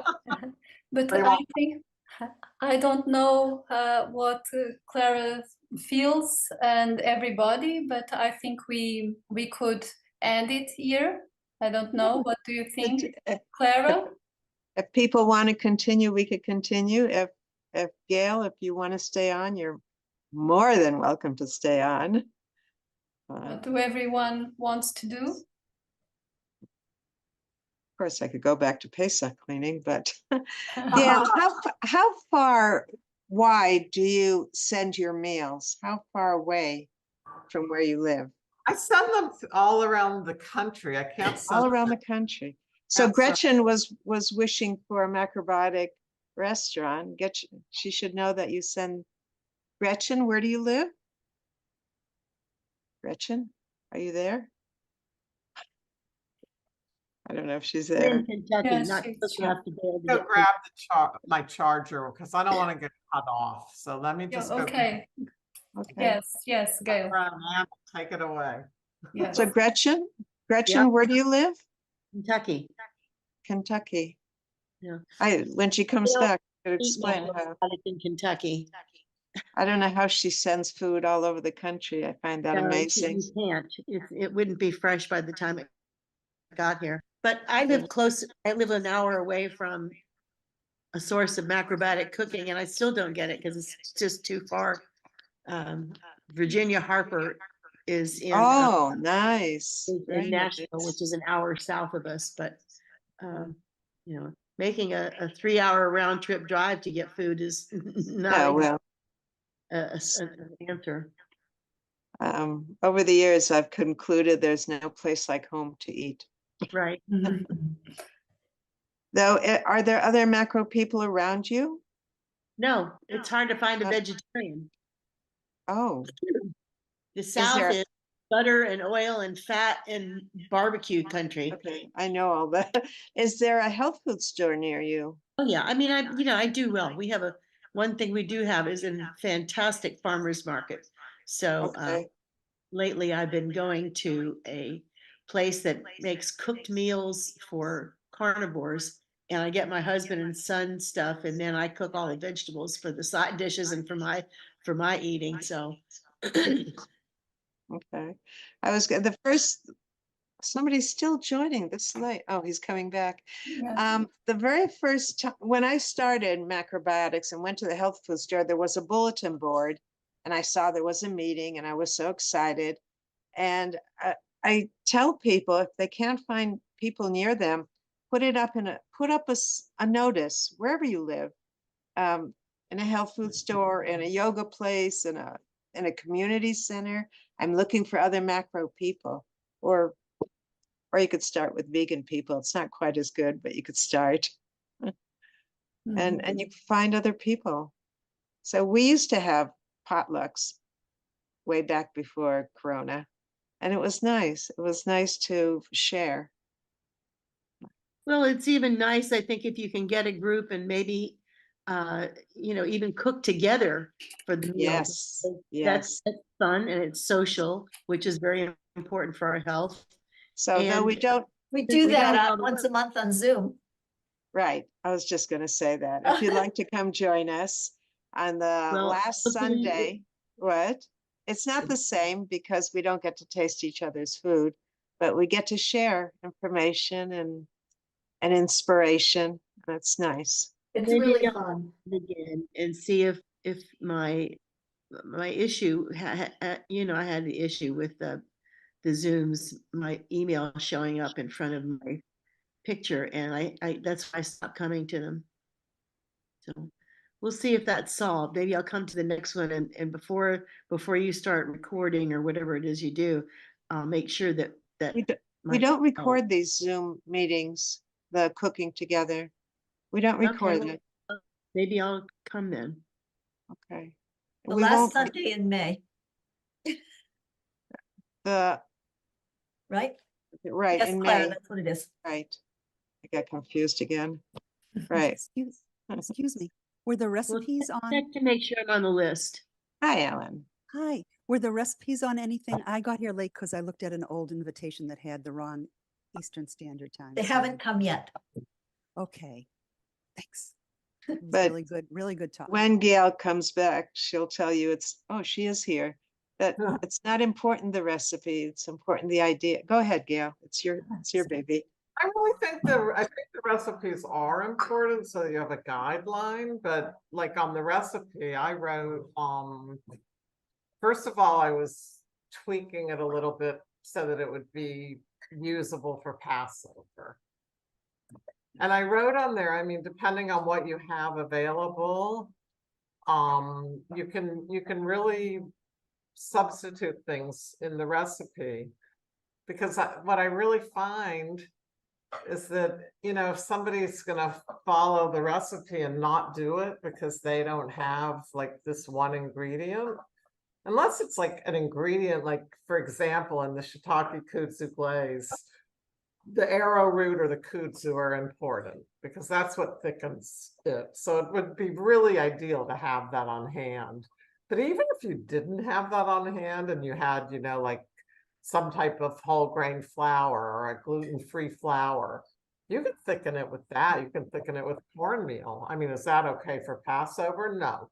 But in general, it's okay. There's so many ways that you can work around a recipe because, you know, I started this out talking about, you know, how I've been cooking for people for my whole life.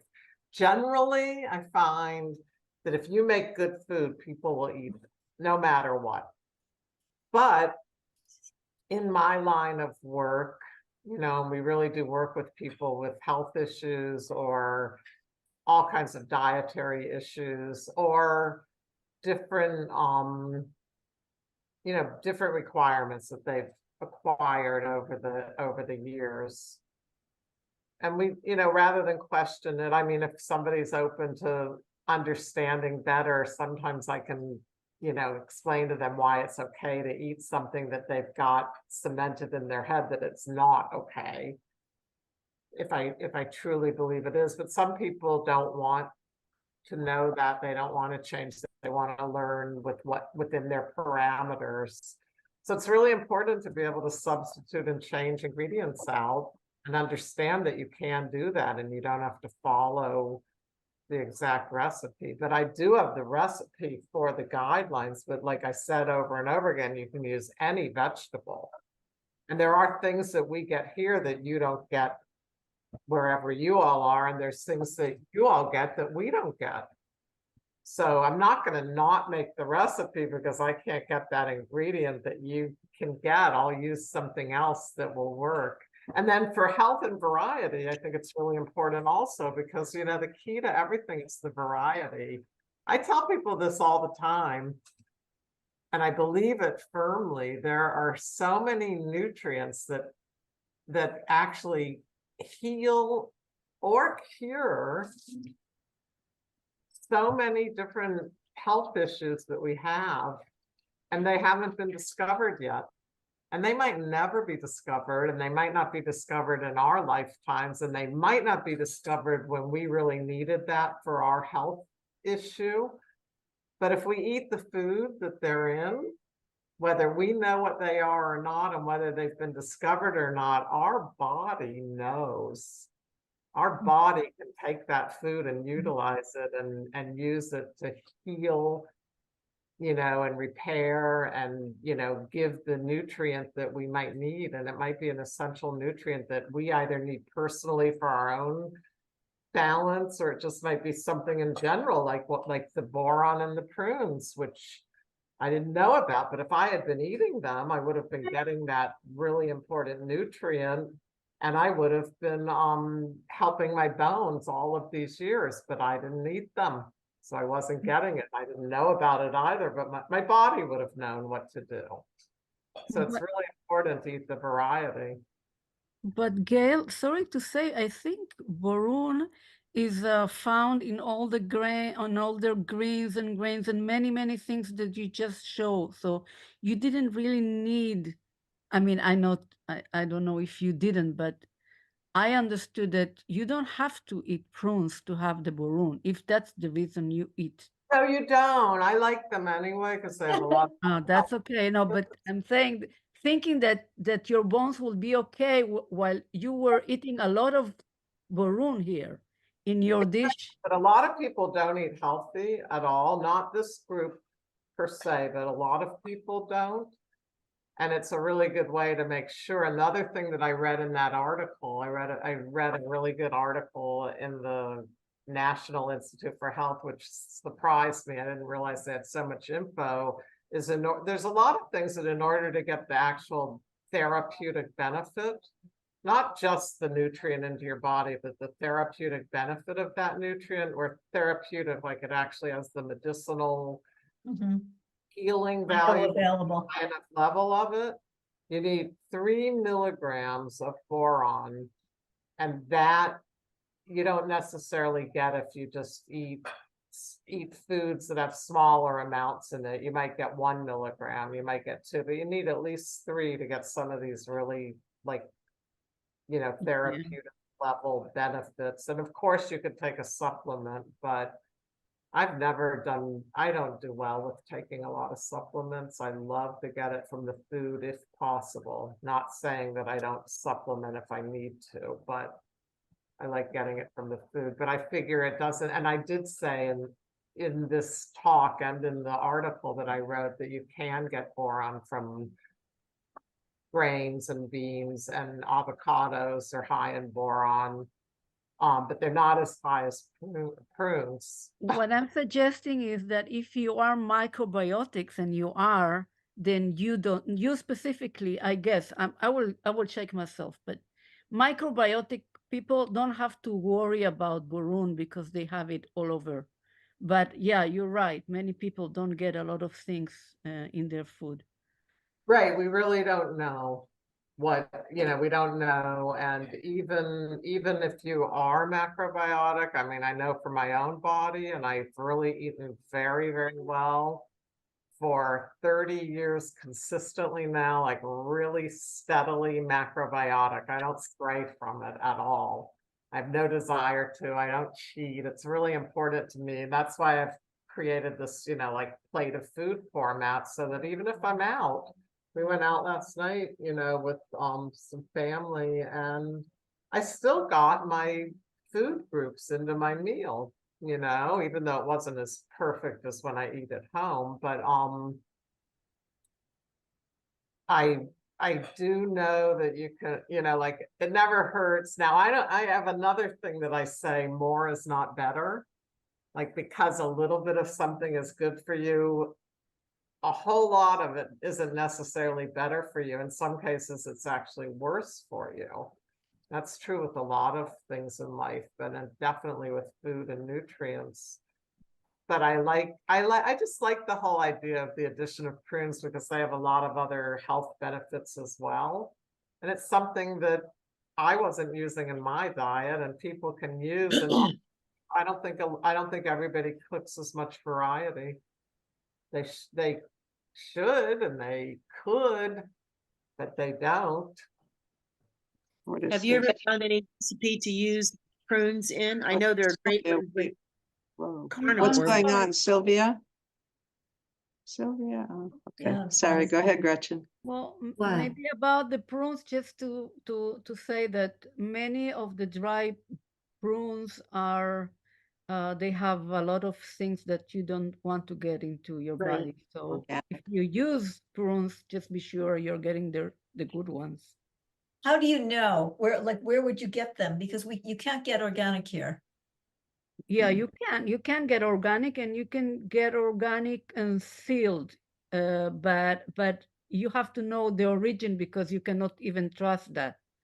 So I'm saying, when it's sealed and been plastic, you also, like, adding this kind of food that is not fresh, it's also a problem. And if you're going to eat them every day, then you're making another problem. And from my understanding, Borun is something the veggie people, the microbiotic people don't have to worry about. So just be careful not to add another, Another issue. another can I- issue. Thank Like, you. what Can I kind- ask a different question? Yeah, I think Ruth, I Yeah. think was- Ellen raised her hand. Right. Oh, So yeah, thank maybe you. Ellen It's and to answer me. your question on prunes. So Warren Kramer, I used to take a lot of classes with him as I lived near there. And he recommended Purcell Mountain Farms, and I get a lot of things from there, including delicious dried organic prunes. I'll Wow. put the address. You can look on. I get my grains there. Look at, I don't know, Warren recommended it and Denny Waxman mentioned it at Warren's memorial. So I assume that organic is organic. I don't know. I get good beans from them too. Ellen, you live here or you live there? I'm in Massachusetts and they're Oh, in the West. They're somewhere in the Midwest, I think. That's how little Oh, I know yeah, my yeah. own Okay, country. thanks. Well, you Okay, I'll see put the it on. package is plastic, dear. So you get the prunes, but you get the plastic. So it's really a problem. Well, you got an orchard in your backyard, Mary? That's awesome. I don't. Excuse Okay, me. so thank you. You So will. my question is, where's Gail? I don't see her. So, oh, I'm there you here. are. So Gail, I'd love to hear, how would you describe, because I know I could look at your website, but I just want to hear from you. What is it? What is your business? What is your raison d'etre? Because I'm curious, like, do you do health consultations? Is cooking your major thing? But in your words, what would you say it is that you do? Or that you love to offer to the world? We offer, I listed so many services on the website and they're on the newsletter also. It's ridiculous, but I realized we really customize it to what people need, and people have so many different needs. I just kept adding to my list of, what we offer, because we get calls for everything you can think of related to health and wellness. One of the real common things, and one of the reasons I taught the class on this topic today, is, can you cook for us? I mean, after I get done teaching people everything, and it's happening on here also, is how do I get the food? And I'm like, oh, we missed the main point. You're supposed to cook. Somehow I got that. You didn't get that part. You're supposed to cook. But then, like, I started this out with, which you might not have been on, is, I've actually been cooking my whole life. I love to cook. It wasn't a thing when I was, teenager, or I'm sure I would have gone to like culinary school, but it wasn't really a profession back then. But I love to cook. And I've cooked everywhere that I've ever been in the world, including, I told a great story about when I lived in Israel. And people You always, lived here. I did for 2 years. I lived in Israel, and No, I I didn't cooked know that. this little, we lived on this like commune in the Sinai Desert. Oh, wow, that was a while ago. So beautiful. And I ended up cooking for the whole entire place. Everybody chipped in, to buy the food, and I did all of the cooking. And that was the exchange. We'll buy all the food as long as whatever you cook enough for us also. I ended up cooking for the entire group, and it was a large group. Thankfully, I was really young. And we cooked over an open fire out in the middle of Wow. the electricity. But it's like, people have a lot of reasons why they can't cook. And some of them are really valid, and some of them are not so valid, but I really do understand. I mean, people like doing different things. So something that you're great at and you love, you want to spend your time doing and delegate to somebody else to do something that they're great at and love. Yeah. So it's not really a bad thing if you don't want to cook for yourself. That's what I was talking about with the Kushi Institute. I mean, I realized when I went there to study the first time, I was like, a real shock to me. I'm like, they don't cook for themselves. They have a kitchen crew Well, cooking. they have a whole machine. They had a whole. Right. And It's- so I it's a realized, different thing. like, you can't teach and prepare for class. You can't do it all. So, as part of all of that subject, we ended up cooking for a lot of people, but teaching people also. So there's all kinds of different people. A lot of people want consultation, advice, and information that they cannot get in a cooking class, because a cooking class is much more hands-on, you know, technique and logistics. Yeah, they want the one-on-one. Right, and they really do need that kind of support and advice and you know, ongoing support. So we, of course, I love to do that. I'm a nurse practitioner and I've studied, I love combining the medical and the holistic and making it work for people, because there's a time and place for all of it, you know. I like knowing about the medical side extensively so that I can do that, you know, for people and help them. And then I do like patient advocate work, because there's a lot of people that go to medical appointments and they have no idea what they're being told. So I go with them, or I listen in now, which is really great. And I can help interpret, you know, what they were told and what they need to do.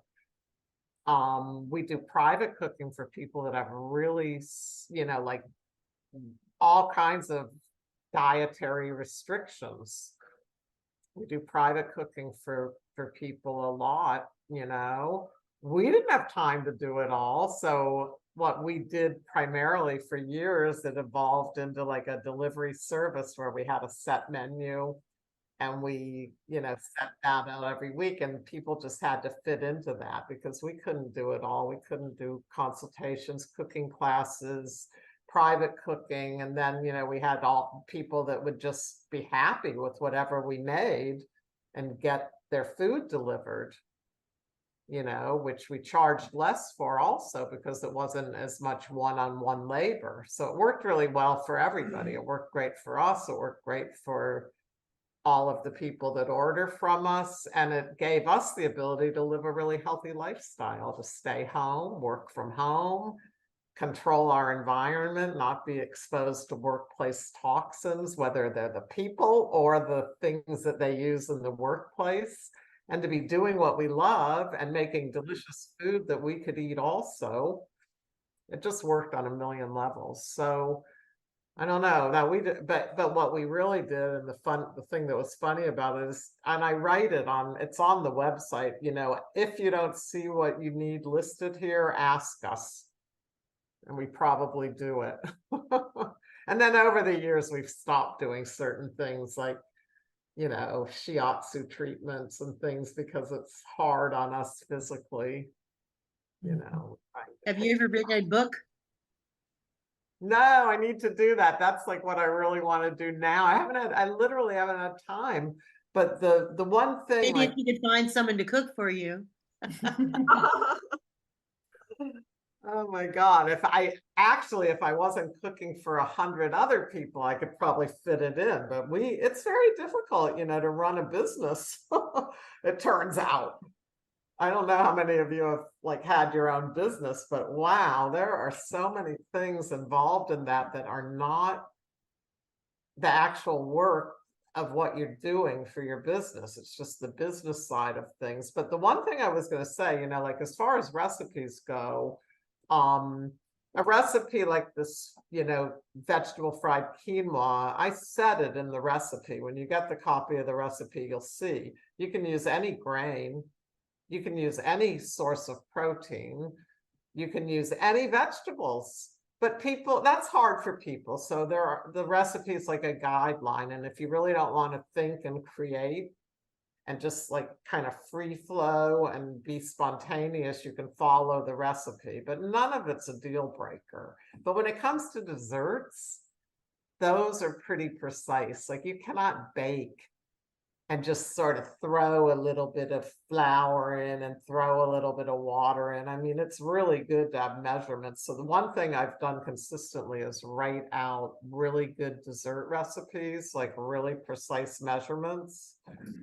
And if I do a book, that'll be the first thing I'll do, because they're really good recipes and I really feel like they need to be put down. And then the newsletter topics also. I mean, anybody that has any ideas of how to do it, I need to index them so that they can be like looked up by subject, so that it, you know, it's actually organized and not so random.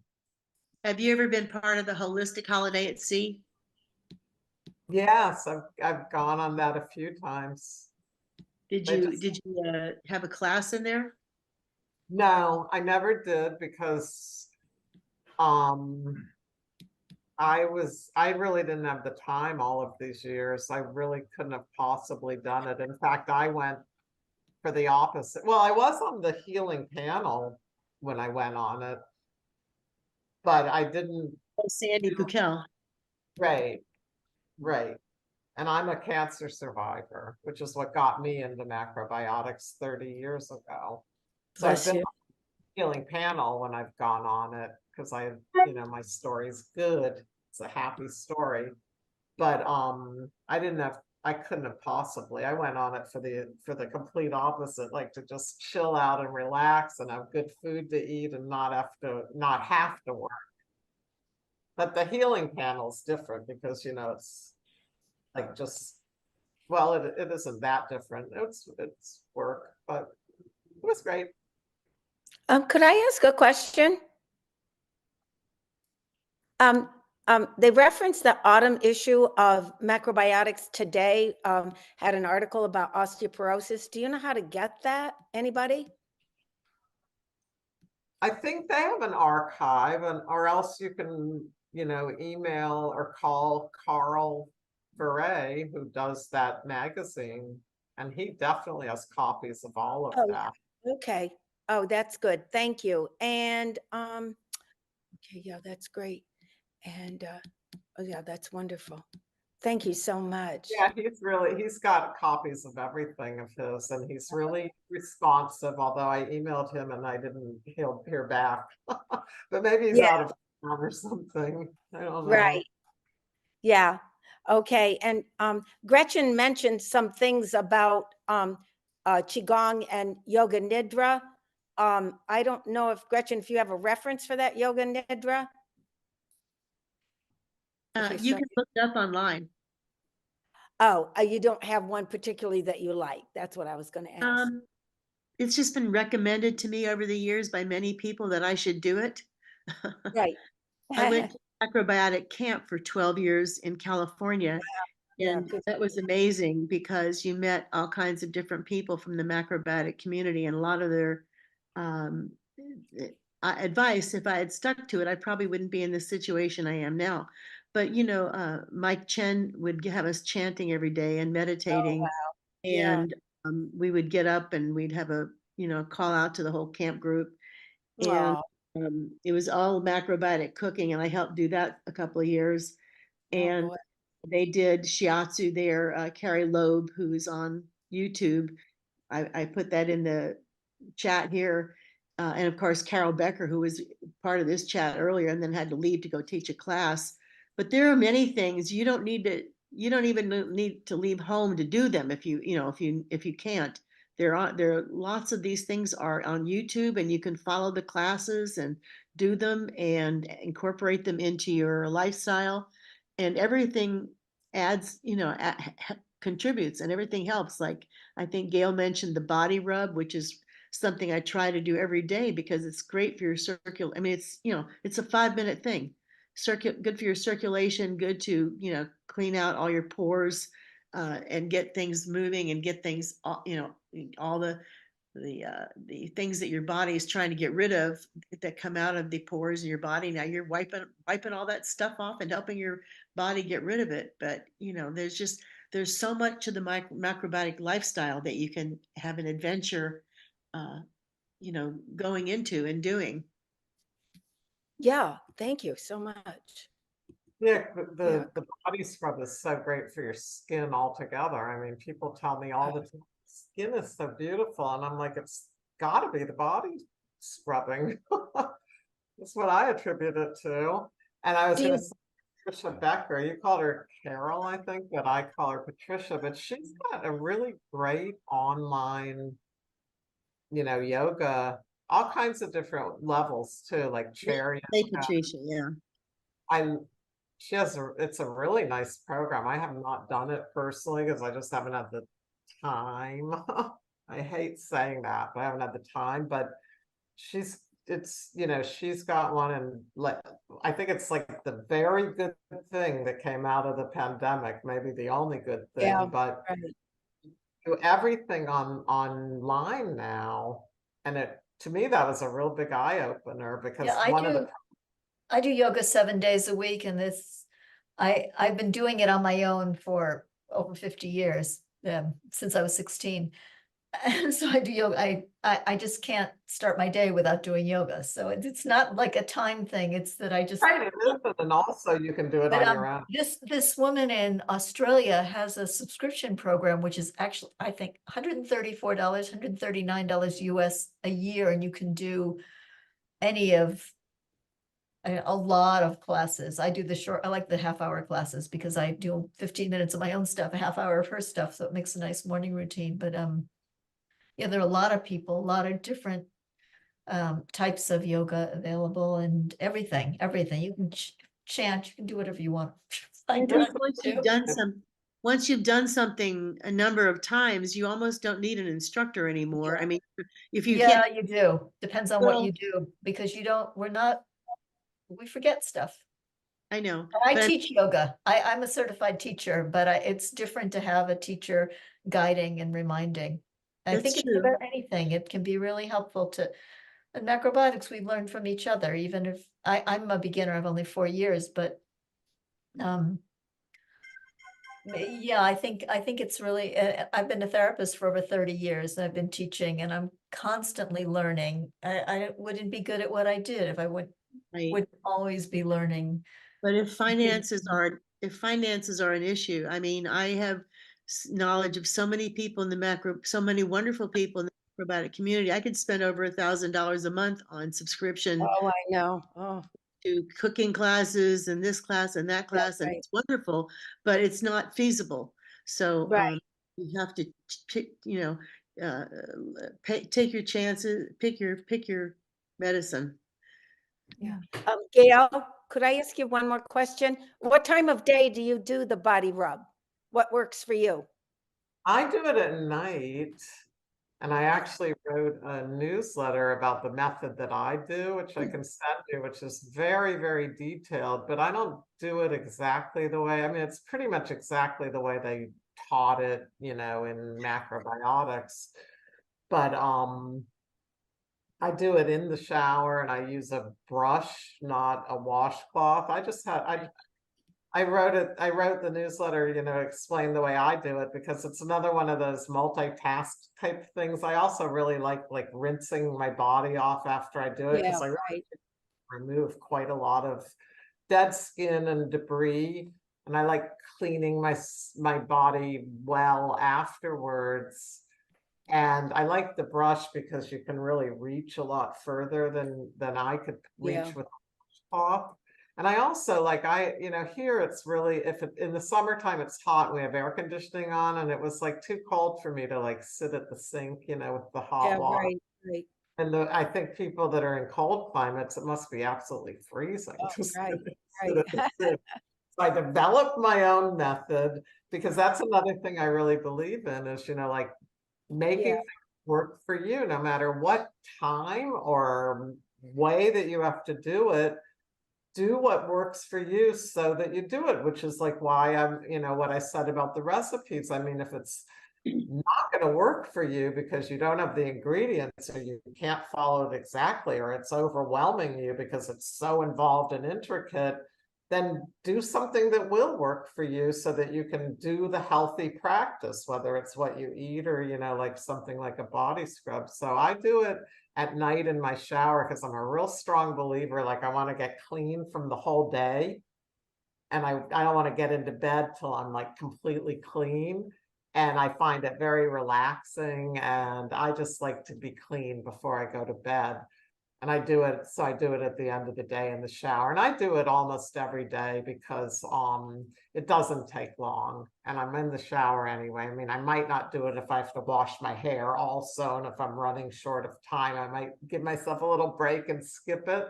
But I never feel okay when I skip it, because I know that it's so beneficial. So I Well, love doing it I in the like shower. to do mine first thing in the morning, and I Yeah. these washcloths that I get at TJ Maxx, they have a little tiny bit of a lift to them. So they're, because you really have to scrub, you just have to rub. But I do my face, my ears, my neck, my armpits, you do everything. And when you do it first thing in the morning, rest of the lymphatic flow. 5-minute job once you're used to it, and it gets your circulation going first thing in the morning, and it empties out everything that your body put through its pores overnight. So 5 minutes in the morning and then 5 minutes in the evening is great too. Thanks Yep. for that. Yeah, appreciate that. Gail, it's been wonderful. It's beyond wonderful. It's been wonderful. Wait, Claire, And- I'm gonna add yes. something before we close. This is Janice. Sure, Janice, it's good to see you. For the person that asked about yoga nidra, and then you were Yes. talking macro camp in in California. There's a lady named Bhumi, Bhumi, and she specializes in yoga nidra. And Thank you. her website, somebody want to write it down? Yes. bhumiyoga.com.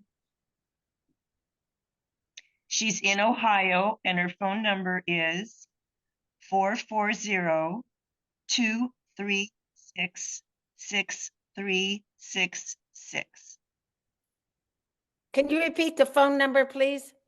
440-236-6366. Yeah, the middle three are numbers are 236, middle numbers. Yes, 236. Okay, One, and two, she three, has four, five. yoga nidra. Yeah, and she was the person that specialized at macro camp, and I saw her in 2011, and she still sends me emails, so I guess she's still doing it. Wow, great. Thank you so much. Okay. Bless you. Thank you, Janice. Just a Janice, little. bless you. Can you give the address again? I just want to type it into the chat and then everybody will have it. Yes. As Thank soon you. as we close them, well, B, Boy, yeah. Yeah. H-U-M-I, so her name is Bhumi, yeah, yoga.com. whoops. Cancel that. I was in a hurry. Yes, no, yoga.com. Right, that's why I said, Okay. yeah, there it is. That's the correct one. Yes, Thanks a Oh, lot. thank you so much. sure. Well, thanks everybody, and thanks Gail. Yeah, I think we need to finish. I believe Gail needs to have her lunch. Yeah. It's only 12:30. Well, I'm doing good. It's I have only it. 12:30. Yes. But It I'm was looking wonderful. forward, I'm really looking forward to this beautiful plate. Yeah, Yes. and what city are you in again, Gail? I'm in the Miami area. Miami, okay. Thank you, Gail, Thank you, Gail. for being here with us. Enjoy your lunch. Thank you so much, all of you, and thank you, Anna, Yes, for and having us, and Clara. Always great to see you. yeah. Thank you all. Okay. I really should have moved the laptop over. I can't really see it here. Yeah. It's on, but I know there's a lot of really. Thanks, Clara. Bye bye. I Good to will see end. everybody. Everybody have a Bye-bye. Thank you. great Thank day you. or night.